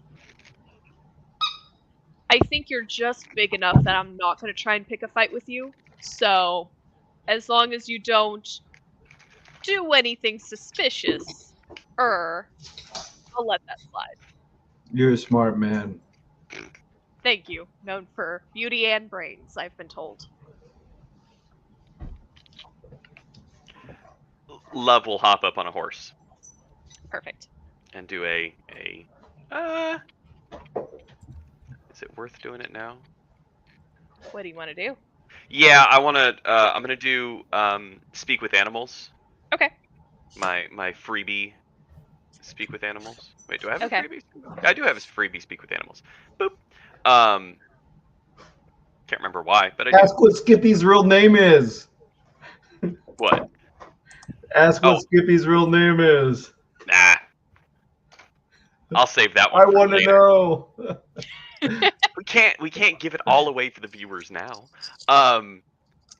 Love will cast speak with animals and do like a who's a good horsey, how you today? I will be your rider this fine trip. All right. Skippy's belly. Roll animal handling at advantage, please. L'advantage. Oh, that's not too bad. That's a 23. That's really good. Hold on, I'm googling horse names. Charlie. Boo. Charlie horse. Boo. Get out of here. My name's Buttercup. Reginald. Oh. My horse in Red Dead 2's name was Galapia. Uh-huh. She My coworker has told me that she and her boyfriend Alexa, have been stop. getting Alexa, keep going. Has been playing Red Dead, and they keep like accidentally killing each other's horses, and Nice. every time they keep killing each other's horses, they keep getting a new horse and naming it Matt Damon II. Matt Damon the 13th. Yeah. There were some other names too, and I can't remember.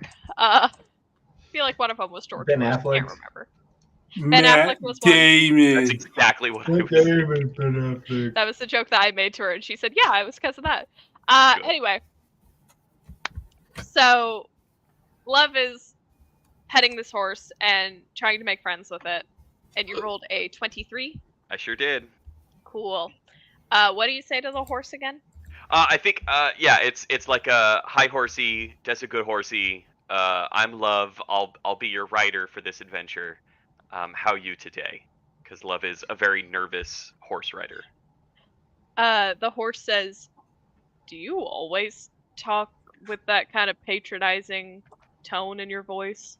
Oh, I'm so sorry. I don't mean to be rude. I'm just I'm used to walking everywhere. I really don't know. I'm sorry. Was that too much? It's just like there's like a little aspect of like baby talk that I'm not really used to. Oh, I'm like a full ass man, so like got it. Yeah, you like you a full sure ass are. horse. You So you sure are a full ass man horse. That's yeah. No, you're right. I will. those are called centaurs, I think. I've never met one personally, but Oh, I've never heard of that before. roll deception. You don't have to. No, I want to. You called me on it. That's a 10. Okay, the horse does The not believe you. disadvantage. The disencouragement. No. Love hasn't read any stories about centaurs. What you talking about? So, yeah. So she, oh, okay, yeah. Sure, absolutely. I'll just get on and not talk to you for the rest of the journey if that's better. No, like for- we can talk. Nobody ever Oh. really like talks to me. I just want to know like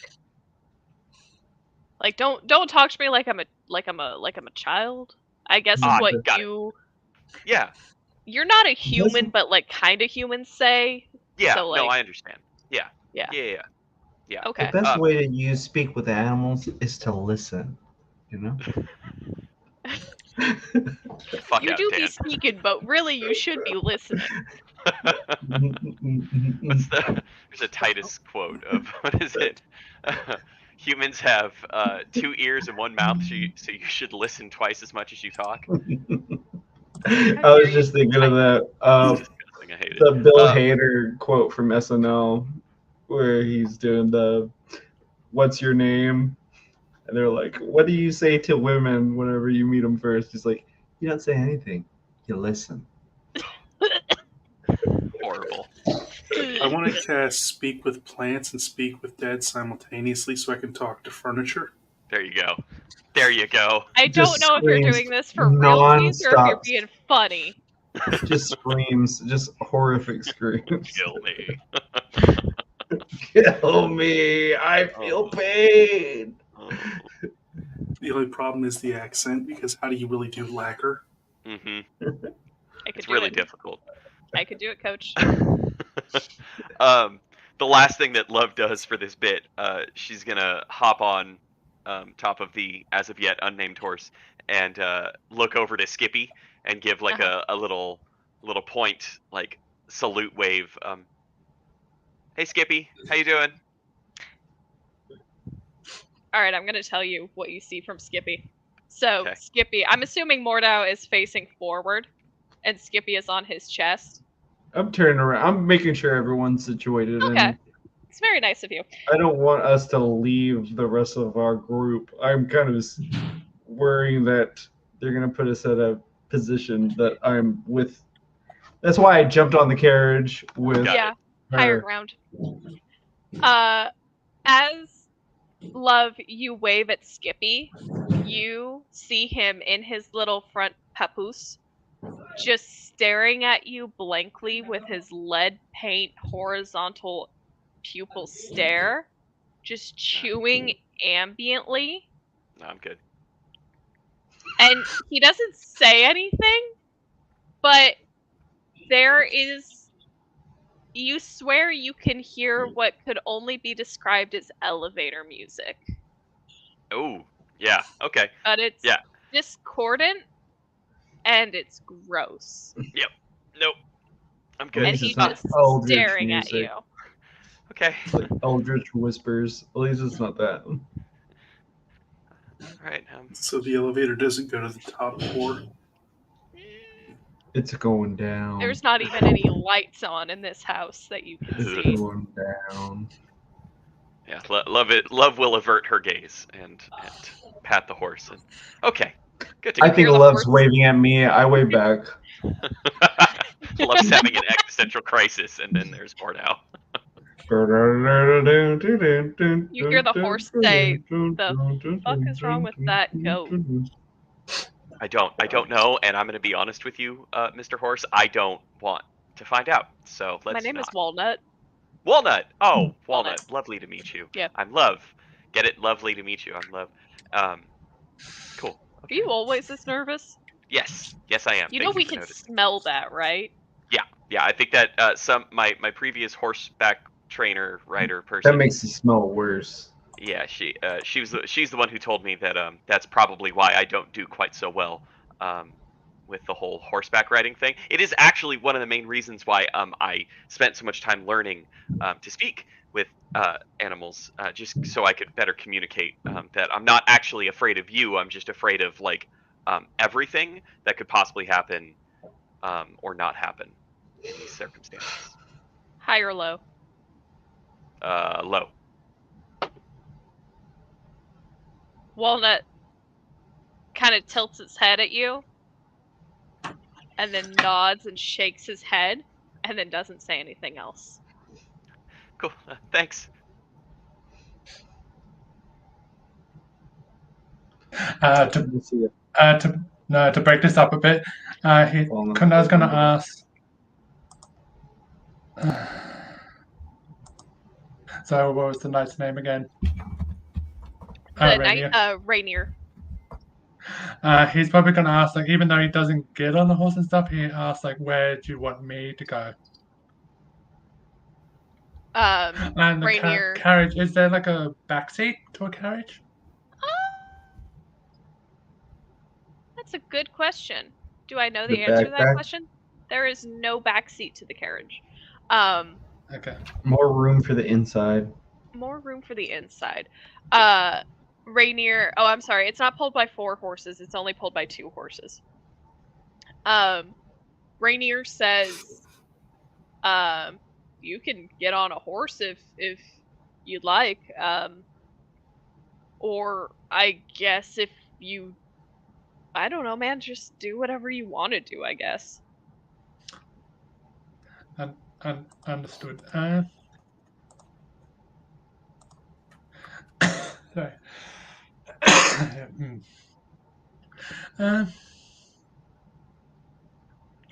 What about the front with the that's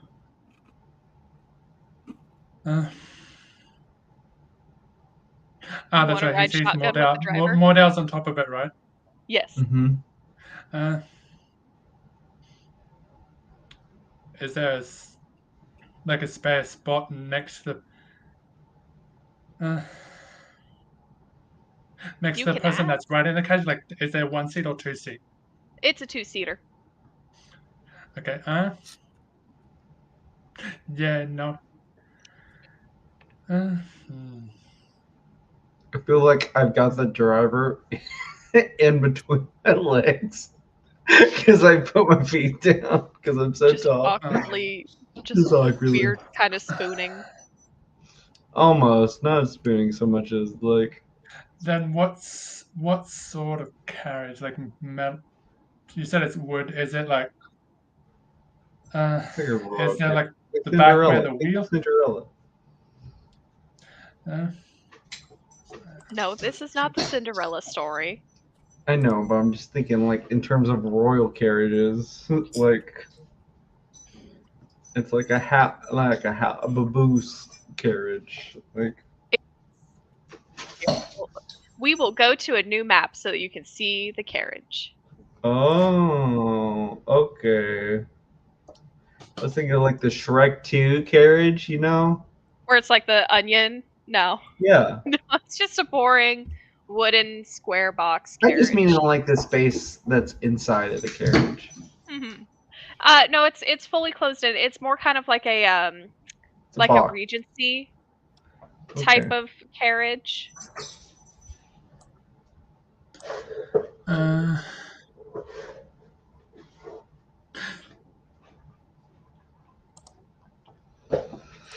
uh, so yeah, Connor, just so he knows like where he is and stuff. He sees Mordell at the front and stuff, but he's gonna go on top and sit like at the back and like uh, Okay. do I have anything Kind of that- legs swinging over, like on this side. yes. Okay. But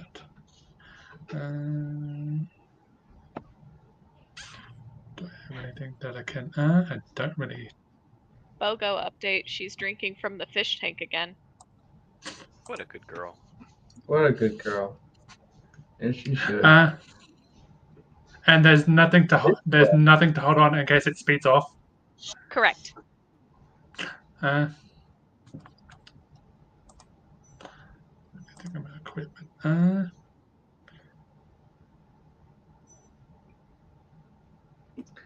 I'll tie a rope to me to you if you'd like. No. I'm like If you want a seatbelt. I can guarantee this carriage will not go at unsafe speeds during the adventure. I pinky promise. But so I help take your me, pinky. if I take Dad your takes off pinky. my pinky, I take your pinky. don't take my pinky. No promises.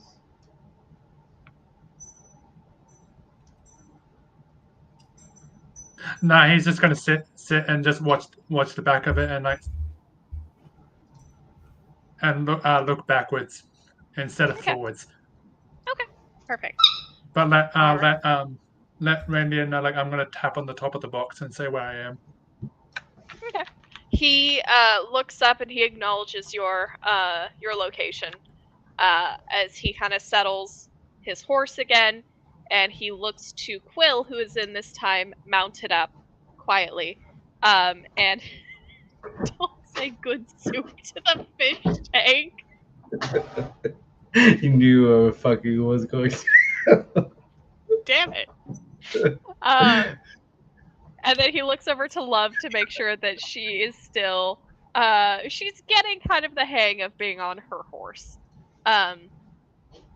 And Rainier trots his horse up to the side of the carriage, knocks on the side of it so that Klaus can open up the window a little bit.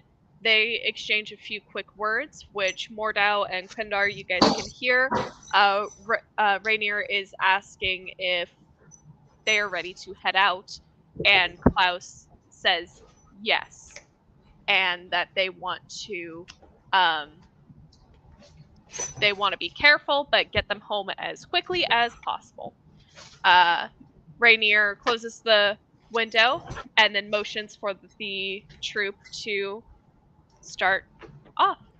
And so all of you, after the carriage pulls away, start to canter off behind it, leaving the village and looking and waving goodbye to what villagers are left there, which includes Carlotta, who you can see leaving that apothecary's hut with a bundle of dried herbs. And you all start your journey on the road again. And as you enter through the remaining patch of the forest, you see tall pine trees, and you can smell the wet earth and the damp moss that perpetuates this area. The way ahead is on hard-packed earth. These roads have been traveled many times, and while it's not paved and civilized, it is safe, and it's not the type of mud that you will sink into and find perilous.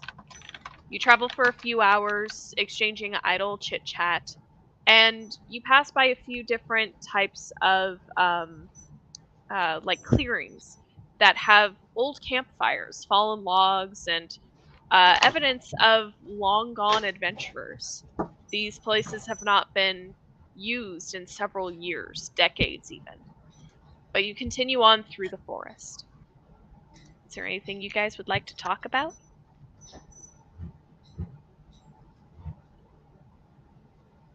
Just hanging out on the Message. roof. Message? So earlier, I had casted message to Quindar after they shot me that look. I opened the link and didn't say anything and just listened in to as much of their conversation with Rainier. And at this point, I just sit here and I just start messaging Mordau.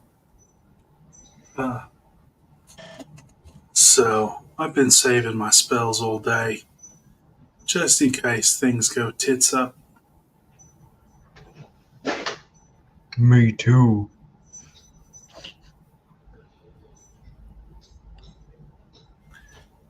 And You thought all I had was detect traps?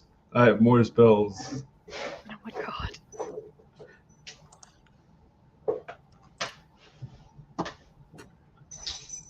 I guess I just keep recasting message. Mm-hmm. I'm ready when you are. It's like it's a cell phone with bad reception. Just have to keep redialing the number. Just a walkie-talkie. Over. It's a rocky talkie.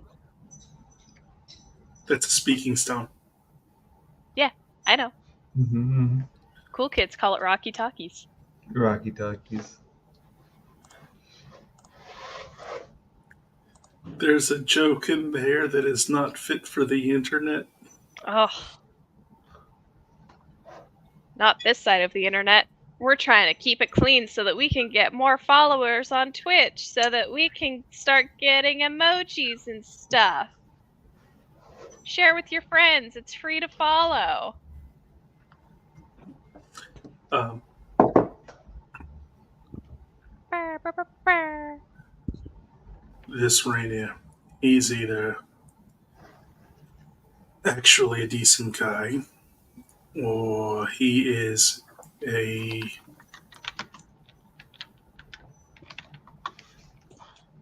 highly skilled at keeping his emotions in check.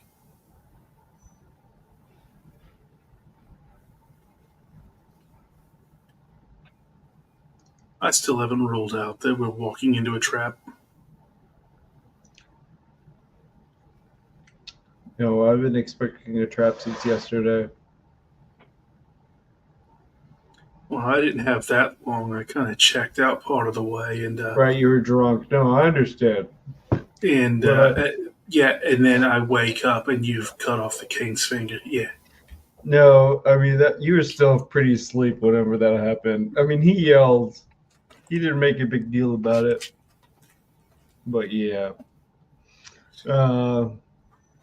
I'm full on expecting some shit to hit the fan. But I'm ready. Skippy's ready. yeah. Love, what about you? Skippy goes, You- Love, you hear the elevator music. The moment you send the love, what about you? Love damn near like falls out of her saddle, and let's see, what would that be? I should have anticipated this. I should have rolled already, but I was a fool. Quick, hit the spells. 5. Cool. 1, 2, 3, 4. Cool. Yeah, just a classic. So she goes, ah! And then out of her fingertips, just like sparks, just go out and just kind of like harmlessly dissipate down the thing. Sorry, I saw a bird. And then goes like this down. It's like Roll animal handling. Okay. At disadvantage. I don't use real dice For the in bird? this game. At disadvantage. What is that you're eating? Oh dear. Is that a What baguette is with that? butter? Is that a baguette with butter? ciabatta bread with garlic butter. Mm. Then we had to. How about a natural one? Your horse, Walnut, rears back, scared because you had sparks shooting out of your beanies, and throws you onto your ass, and then runs off. And him doing that startles the other horses. So I would like everybody else to roll animal handling as well, please. Yeah. Cascade effect for my bullshed. Because I'm on the back of the carriage, do I have to? No, you do not. I don't either. No, you do not. So, Okay, Quill, you good. get you, Just- and then just Rainier's Quill. gonna do it.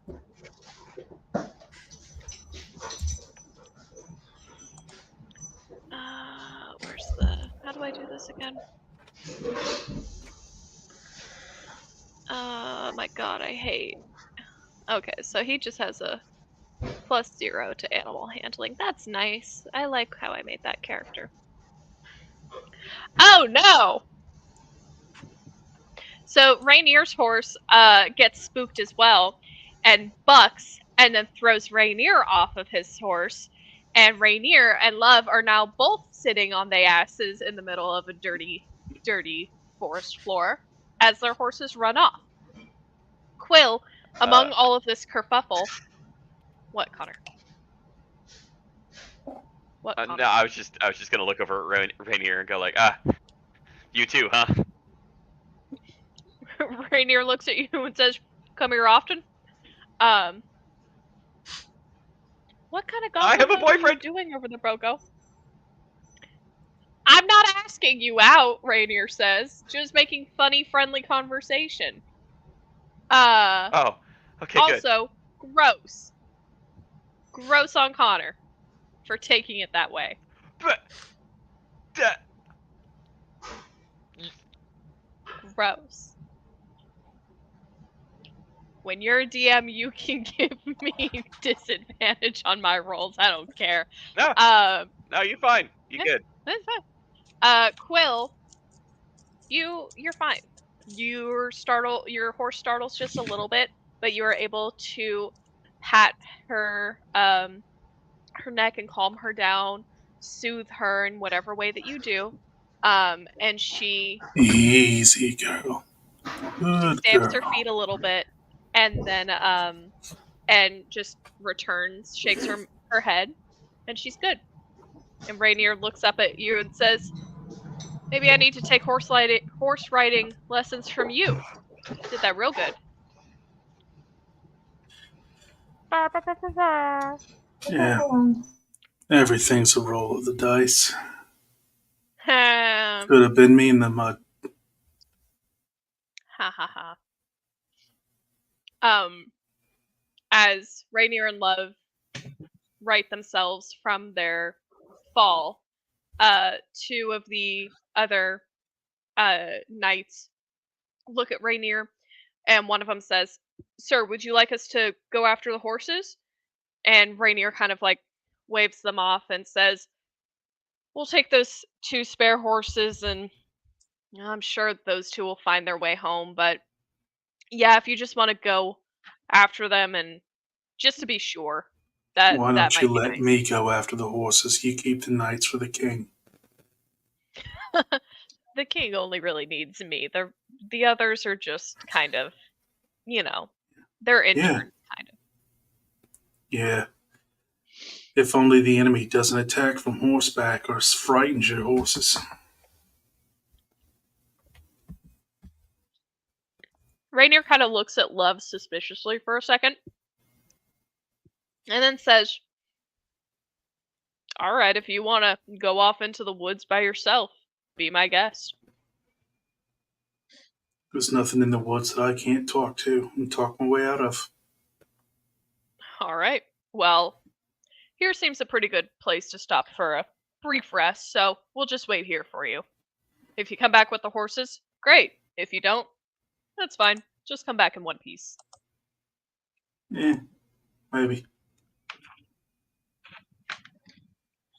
And Rainier walks up and kind of knocks on the back of the carriage, and the driver stops the horses and hops down from his seat and starts to tend to them, offering them oats and water. And the other knights hop off of their horses and do the same to the horses that are in their charge as well.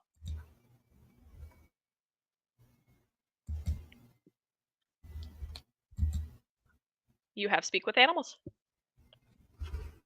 Oh, yeah, I have every ritual spell I could get at level 1.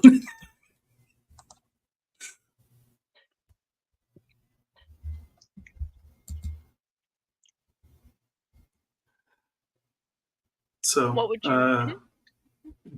can we do persuasion, animal handling?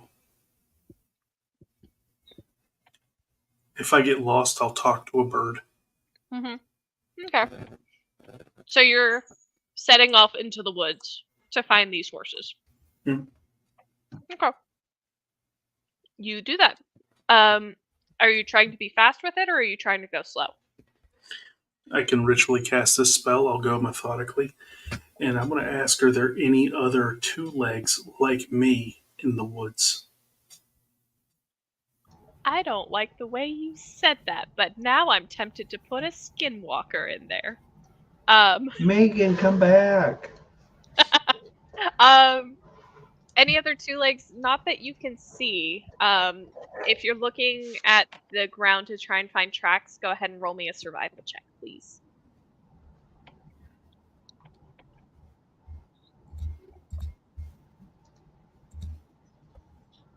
Are there any forest friends that are willing to help me? Are you going to sing to them? No. I'm going to give them food.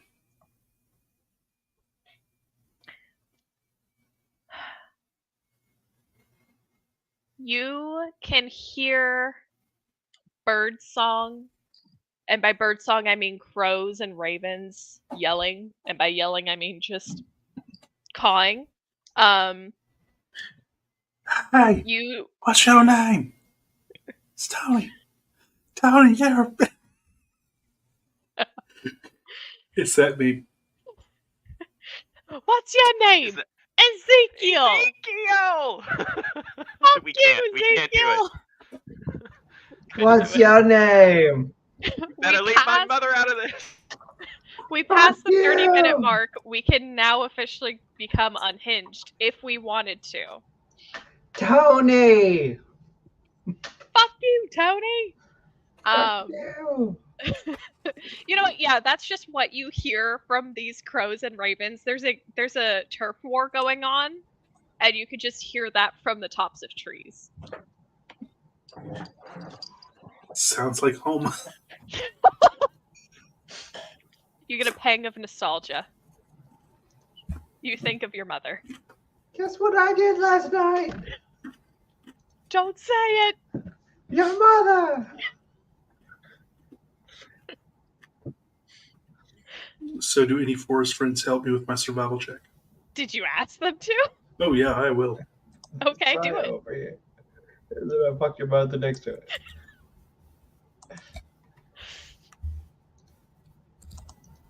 No, you gotta ask them. I will accept that dirty 20. But how are you asking these forest friends to help you? Hey, I've got extra food. Two horses ran by a minute ago. Do you guys see which way they went? Oh, Chester and Charles? Yeah.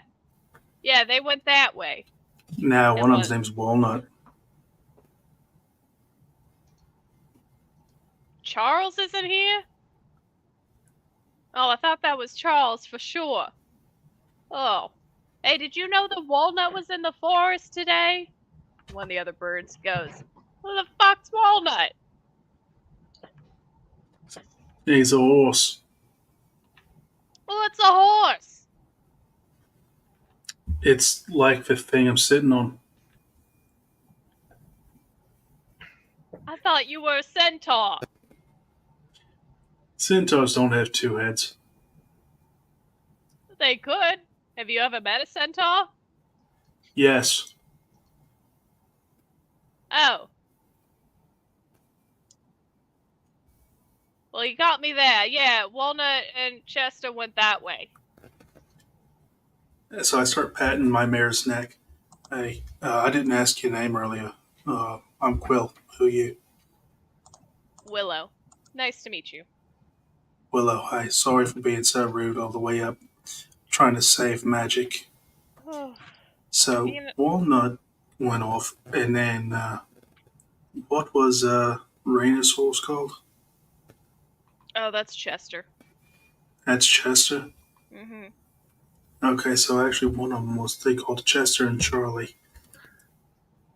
So do you think? Do you smell pretty good? You can follow them, eh?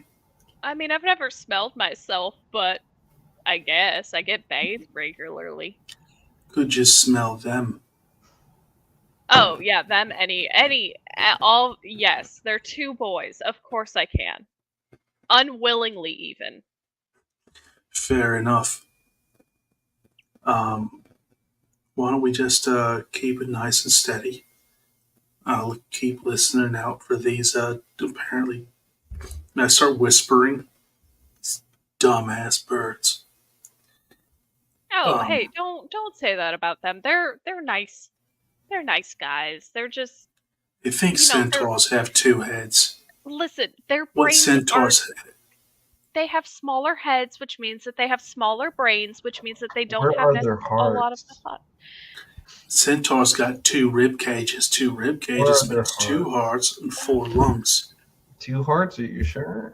Listen, there's a poem from where No. we come from about like a 2-headed calf. Like anything's possible, man. Anything's possible. These people killed gods for fun. Like anything is possible at this point. Who killed gods for fun? The people of this world. That's what the stories say. Yeah, I was told the story said the gods left. Yeah, well, So one stories change. messaging more now. Uh-huh. New information. Give me a fucking reason. So the gods didn't just leave this world behind and abandoning its people. The people ended up killing their gods. I fucking knew it. Same message to Love. Same message to Quindar. I messaged back there to Quill saying I was already planning on not leaving Boreal Barry to this world because I'm not gonna I wasn't gonna trade her. I already decided I was not gonna have her trade her world in for 1 cage to a gilded cage. If she wanted to come back here, she could, but No. looking So back, we it is a better option. Still getting the horses, just making sure everybody has everything they need.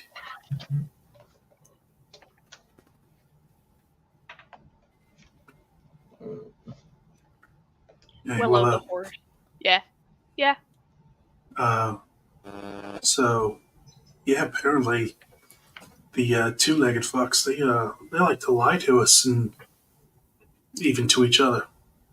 Oh yeah, they lie to us also, like all the time. They tell me that, you know, they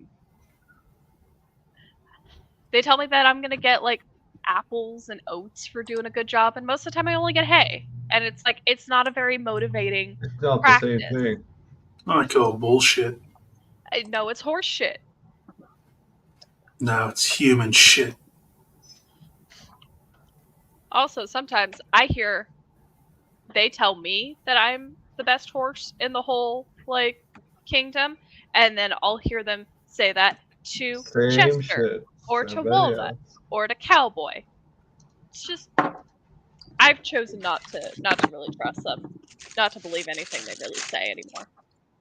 That's fair. And people wonder why I don't like them.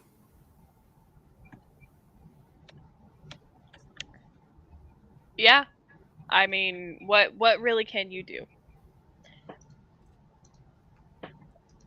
I can stare at them until their brains melt on the inside and leak out of their nose. Well, that's a neat trick. Can you teach me how to do that? It'll take a long time, but actually, yeah. Well, damn, you might be my favorite human that I've ever met. Oh, half elf. Sorry, what now? Half elf. I'm only half human. Yeah, I don't know. I don't know what that is. It means I'm only half a shit. Huh. Well,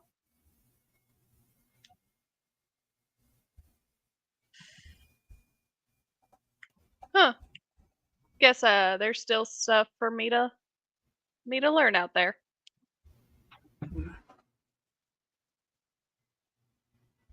If I can, I will. Well, I appreciate that. So, but in the meantime, we gotta find Chester and Walnut. Yeah, I think they're over this way somewhere. And she kind of continues continues on down the path. And eventually the two of you wind up at a freshwater spring where Chester and Walnut have stopped running and have taken the chance to calm themselves down. And with your speak with animals, you can hear them kind of trying to self soothe each other through this. And they drink the water, and then as they hear Willow approach, they perk up and look her direction. And you can hear them begin a conversation, the three of them, asking what the two of them were thinking running off like that, the two of them defending themselves and saying that they were spooked. Uh, there was fire and they didn't feel safe anymore. And Willow shaking her head quite literally and remarking that they were fools and that it wasn't anything to be scared of.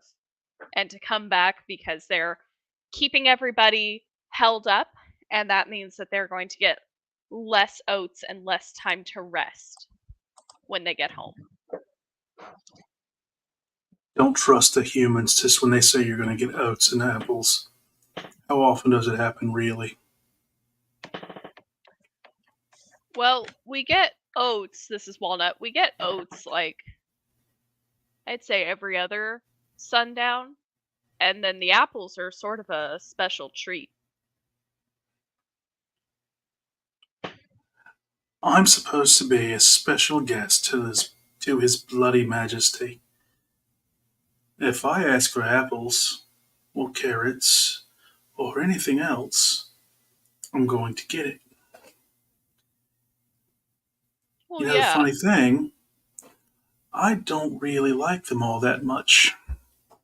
I suppose you could have them. Well, that would be really nice of you if you did that for us. And Chester kind of speaks up and says, "Well, the real reason that we don't get it all the time is because it's not good for our diets. We need to have more like balanced meals." But I appreciate the sentiment. And hay's a balanced diet. Well, like we don't get hay all the time. Like it's there to kind of just help us, but like we'll eat other stuff. Like I eat grass and sticks and stuff. Sometimes rocks. They taste good. If you can chew it, it ain't a rock. No, I don't chew it. I just swallow it. I mean, I suppose that is good to move around some of the other solids in your digestion, but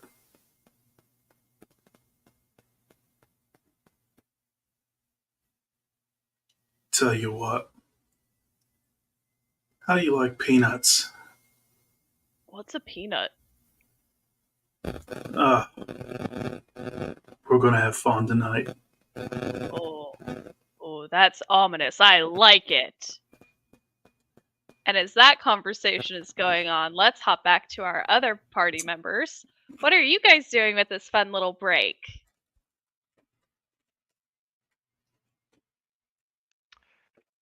Did Klaus and Borealis come out of the carriage? Nope.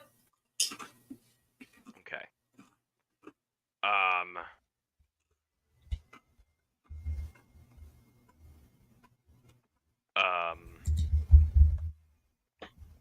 Somebody else go.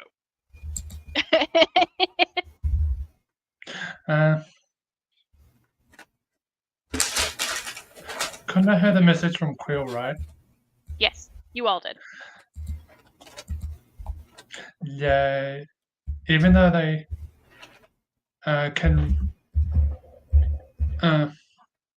who can Quindar see when he looks behind besides his other, besides Love and Reindeer? You see, the 3 other previously unnamed knights, and you see their horses, and then the 2 additional horses that Rainier and Love were going to mount if Quill could not find the other horses that ran off. Yeah, he's gonna be like, and Love is gonna see this as well, just to be like, just again to be mysterious and stuff. He's gonna put his bandana up and put his hood over. Perfect. They all just kind of continue their work. Occasionally one of them glances up at you, but doesn't really pay you any attention. That's good. Morda acts like he's yawning and he like lays back, but he's listening to what's going on in the carriage. Okay.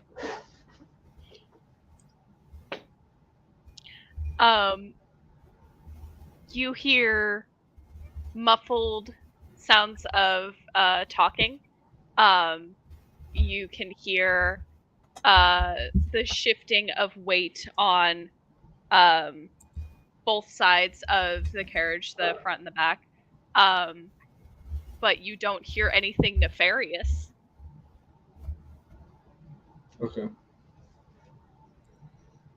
Are you putting your ear to the wood? Yeah, I could just act like I'm like laying down. I mean, I got a gun in my Bergen still, but it does not bother me at all in terms of me just lying down. Yeah. Turning. You hear muffled conversation of Klaus asking Borealis if she's ever thought about how she wants to get married, like what the wedding ceremony would look like, and Borealis reaffirms that she had never put much thought into it because she figured that she was always going to be up in power. And so he starts to kind of tell her about his kingdom and the different traditions that they have, and what his home is like, or at least what he felt it was like, since he wasn't able to see for so long. And he talks about being able to smell the sea every day, every morning that he woke up, and the smells of citrus along the coastline, and how he is excited to see what his kingdom is like, not only with fresh eyes, but for the very first time, and how it is all thanks to her.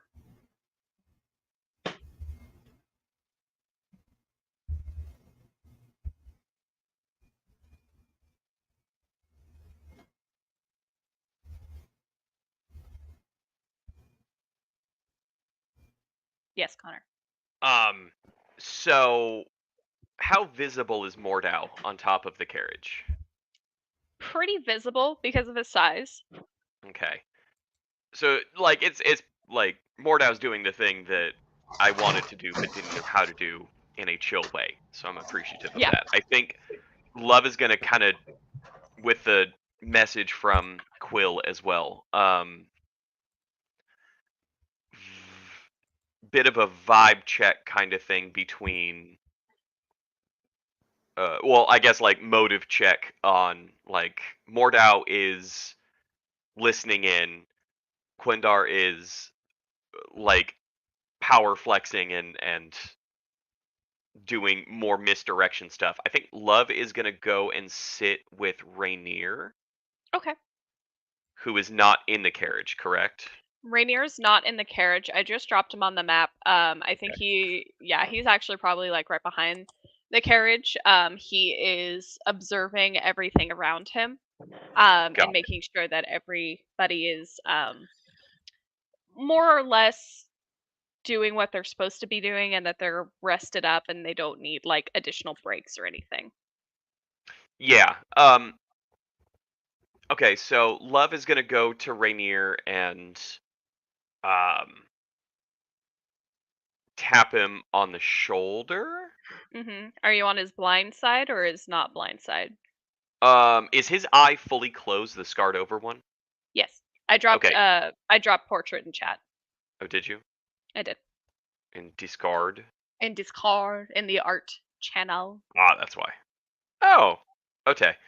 Yeah, I'll definitely approach. Hi, little boy. Pueblo. Yes, he has shown up again. I'll If definitely his name approach. is Rainier, it is discard. Yeah, discard. Discardant. So I will approach on his sighted side Okay. and kind of give a noticeable tap tap on his shoulder. Okay. He kind of turns his head to you, and hi, Pueblo. He's a good boy. He's a good boy. And nods and says yes. Sorry, I was just wondering. I'm a bit of a traveling scholar, I guess would be an applicable word, and I was wondering if I could ask you some questions since we're on a bit of a break about your local customs. I'm kind of trying to get like a consensus for my works in terms of recording and it's a thing that my monastic group it's what we do. We specialize in sharing information and stories. And I was just wondering if I could pick your brain a little bit. I don't see why not. I'll do what I can to answer your questions, but I'm not much of a scholar myself. Oh, don't worry about that. Honestly, part of my work is taking what many people of many different walks of life, what their experiences are and what their perspectives are, and kind of compiling them into more of like a report, kind of like a summary. So if you do get any kind of travelers or interplanar visitors, it's kind of in a pamphlet. Interplanar. Yeah. Do you? What does that mean? Oh, so where I come from is not actually like fully here. It's like in a different like place and time kind of thing. And there's some different flavors of like magic or technology or rituals or whatever Wait, that hold allow on, you. hold on. You Yeah. magic?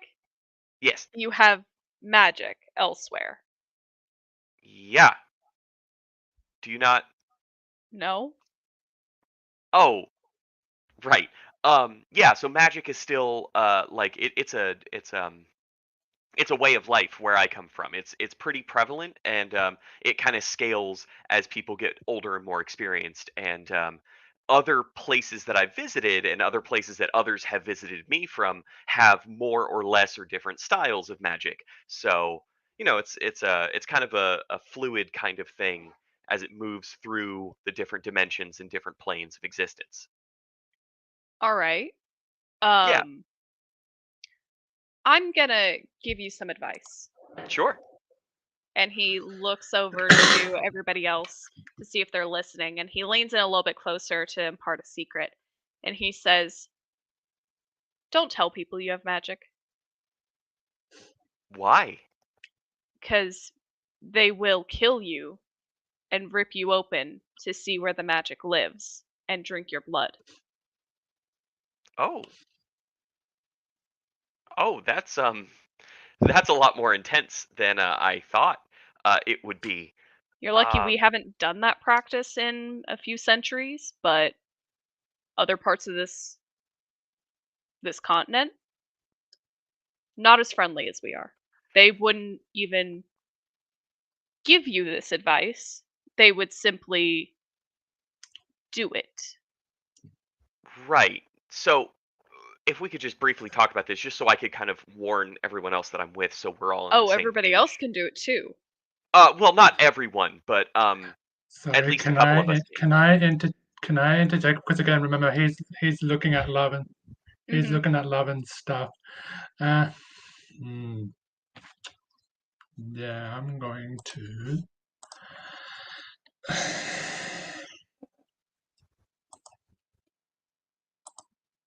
Even though he already done it before, seeing that love is dribbling on again. Kunda is gonna look towards Reindeer. Mm-hmm.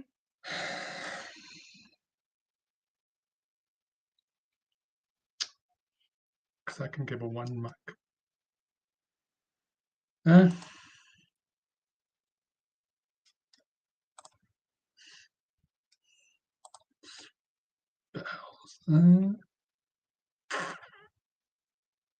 There's nothing I can use other than he's going to look towards Reindeer and he's going to look. Can you see? Can you see Kunda's eyes? I would say so. Yeah. He still has his hood up, right? Yes. Okay. Again, he's learning and stuff, but it's like he sees love is dribbling on and stuff, but he's gonna look towards Reindeer, but then he's gonna also let him see because it's like he hasn't displayed it to Reindeer yet. He's gonna look to him with his draconic eyes. Okay. Just as a. Are you trying to intimidate him? I will say yes. Then roll intimidation, please.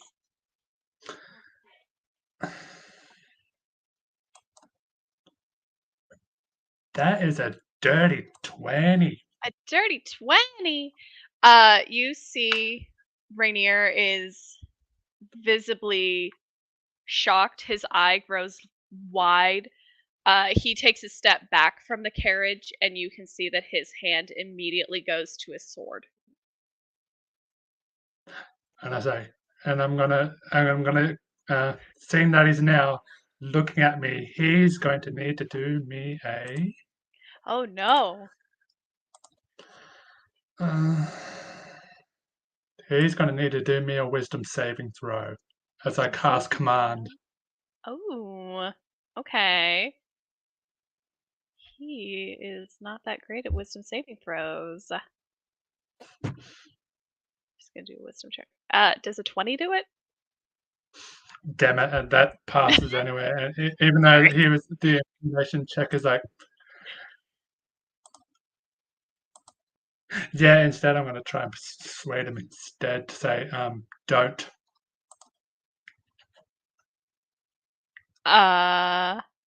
He was warning us. Okay. He was warning.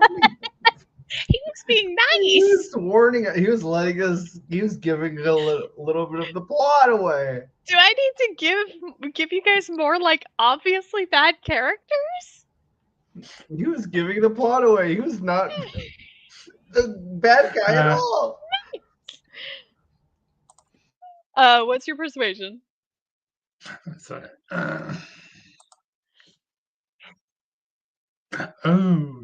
okay.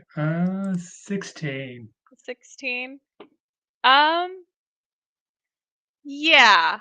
I think Rainier looks at you and hears you say don't, and then his grip loosens very slightly from his sword. And he nods to you and he looks back to Love and says, "It's a big world out there. And I'm sure you, and maybe even you, and he looks up to you, Quendar, and he continues and says, have been a lot of places that I most definitely have not been and never will be to. But if I'm the first one who has ever told you to not disclose your talents, I would say that's some pretty interesting luck you have.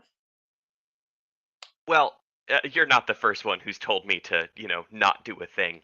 Um, but if I can do just one clarifying follow-up question, it seems that for this being a place that doesn't have magic, at least not as prevalent or in the same way that we're used to, you seem to know about magic. So where does your knowledge of magic come from? And what does that mean in relation to you not having it as a thing here?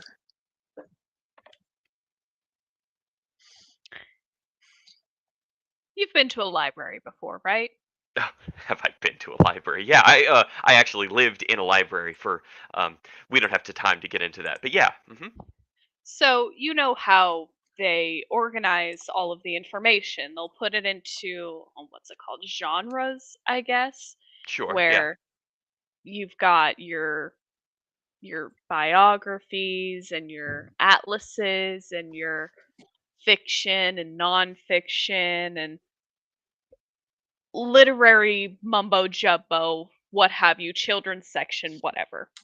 Okay, calm down, but sure. Yeah. Okay, I live by the sword. Okay, I know how to read, but it's never been my thing. So, Got it. not trying to offend, just saying. Yes. You're not a witch because you know how to read. I'm just simply saying. hmm That was rude. I'm so sorry. It's been a very long day. The difference between fiction and nonfiction is who writes it.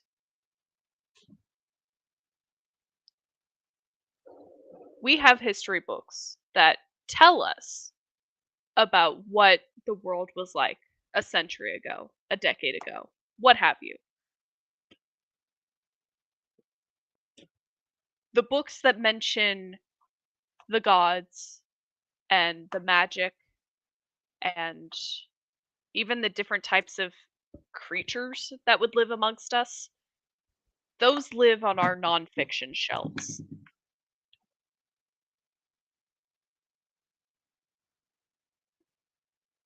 Interesting. Okay.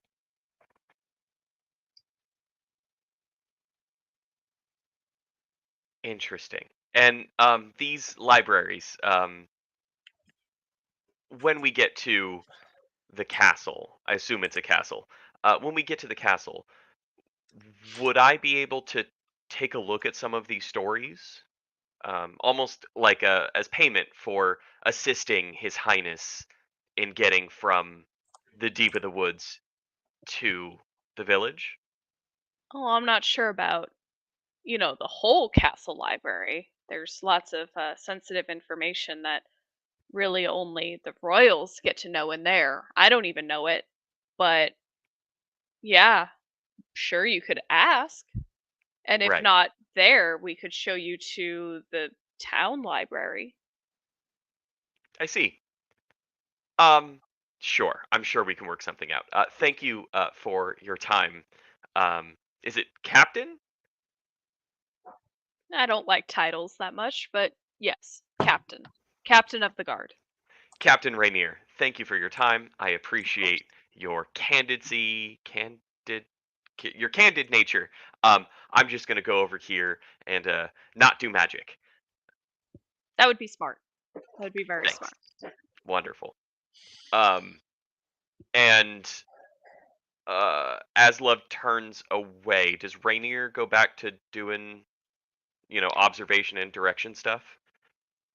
He's definitely observing. He's watching you very closely. He's now that you have revealed that you and your party know how to do magic, Mhm. and Kundar has shown off his fancy eyes, he's looking at the two of you especially with sir, hi Will in the Twitch chat. Uh he's looking at the two of you especially with a little bit more caution Mhm. than before. Okay. And how what does his armor look like? Like is it very well like cared for and like polished? Is it like battle worn? Where on that spectrum of like shiny It goodness is it? it's polished, but you can definitely see some kind of like some nicks and grooves and evidence of wear and tear. But you can also tell that he takes very good care of his armor. Got it. Okay.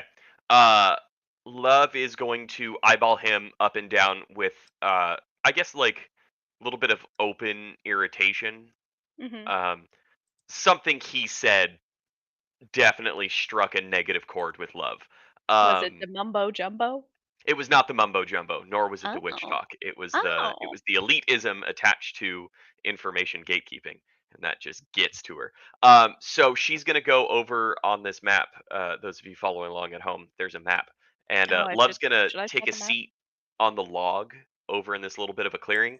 Whether Rainier can see her or not, she's gonna pick up a stone and kind of toss it up and down a couple of times, just less than palm sized, and then cup Hmm. both hands over it and close her eyes and cast light, and then not necessarily intentionally let any out like through her fingers or whatever, but then palm that light, that rock, and put it into the pocket of her cloak and kind of settle in and look at the trees, kind of calm down, look at the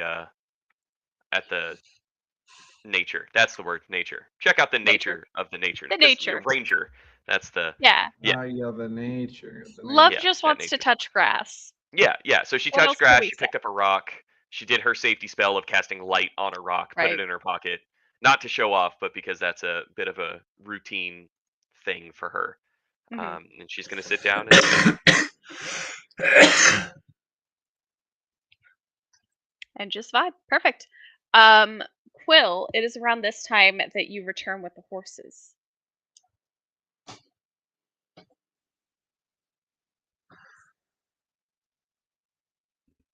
I'll message my friends to let them know that I'm on my way in first. You do that.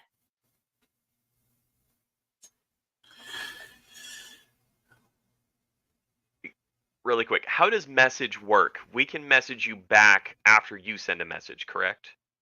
Yes.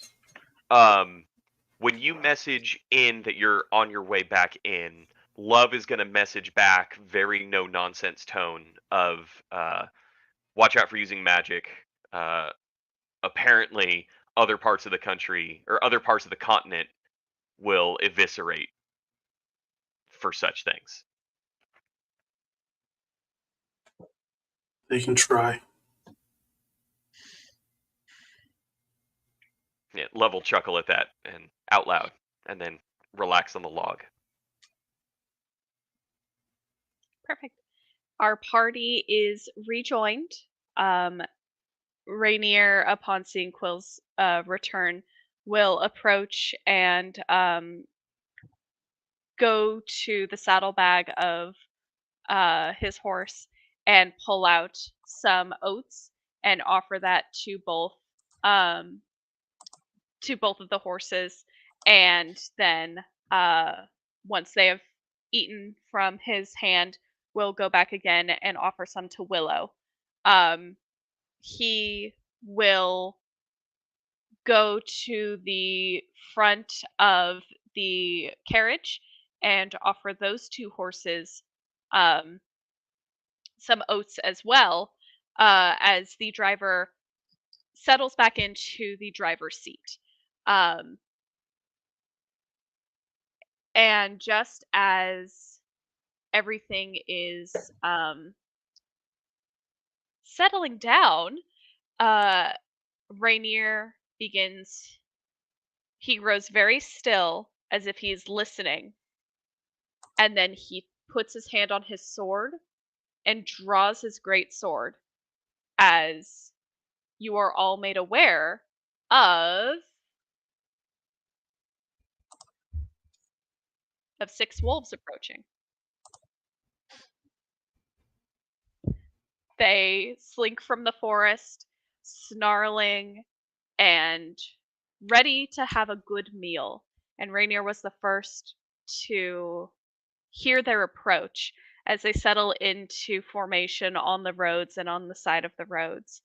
But as he draws his weapon and looks to each of the wolves and then back to all of you, he smiles as if he was waiting for just this exact thing to happen.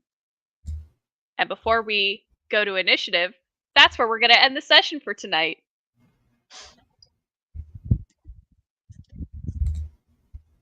We get a fight next session. Wahoo! Wahoo. Wahoo, indeed. Wahoo indeed. Outro time. Thanks for joining us, everybody. Thank you, Zyla, for saying it was a good session. I appreciate it. Thank you for joining us, everybody. This has been Between the Prose. We are an actual play Vibe Tribe campaign that goes into the different types of fairy tales and fucks shit up and cut off king's pinkies and finds goats. My name has been Finn, not Phil, as I said at the beginning of our session. I've been your storyteller. You can find me on another Vibe Tribe thing where every other Monday I play as Penelope Land in Gaia Chronicles. And Erica, would you like to talk about your campaign? Gaia Chronicles is every other Monday here on Vibe Tribe. It is a JRPG anime-inspired campaign.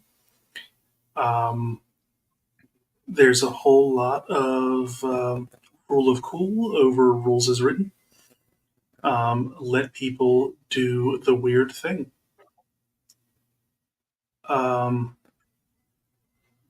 Characters are getting stronger every session. They are learning about a very diverse world.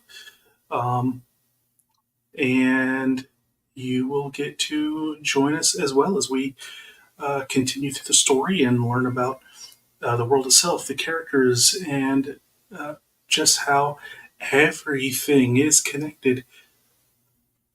So come and join us on Mondays. It's been a lot of fun. Who else wants to give an outro? Who else is doing stuff? Alrighty, I am Maximus playing Kundar. Stick around if you want to.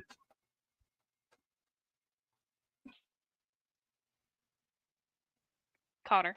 That's me. Sorry, I was fighting windows that were windowing. Hi, I'm Connor. I've been playing Love, the Tiefling Fey Wanderer Ranger. You can find me in Gaia Chronicles playing Cypress, and you can also find me in El Juego playing Siniza. El Juego, our next game is this upcoming Sunday, so a week from today. At times, if you go to the Vibe Tribe social medias and or YouTube and Twitch and subscribe and follow on all the things, you'll see when El Juego is playing, which is our fantasy-inspired Caribbean-esque, Latin American-esque adventure. It's very cool, and I'm in stuff from season 1, or no, season 2. This is season 3, season 2 of Vibe Tribe stuff, and I'm forgetting another game that I'm doing. But if you give me a minute, it'll pop back in my brain. But that's me. Yay! Is it Gaia Chronicles? I said Gaia Chronicles, and then I Oh. did this one, and then that one. Oh yeah, it's just those 3, and then I have games from season 2, and I'm all out of order tonight. But yeah, thanks for watching. Appreciate you. And I'm Dan. I'm aside from this, I'm also in Gaia Chronicles with Team Erica, and I play with a couple other people here too, and I have a lot of fun in that as well. So come check us out. Yeah. And also check out fun things like Biconics Wrestling podcast. There's Golden Feathers of Tian Tang. And I think No, the Academy is not running right now. But the Academy was on season 2, and that was pretty cool. So check everybody out, and we'll see you in 2 weeks. Same time, same place. And everybody have a good rest of your night and a good rest of your week. Goodbye, everybody. Thank you so much for tuning in to another Vibe Tribe production. What's going to happen next time? Well, you're going to have to tune in to find out. But until then, remember, take care of yourself, love one another, and as always, make sure that you keep the good times rolling. Thank you for being here, and we'll see you next time.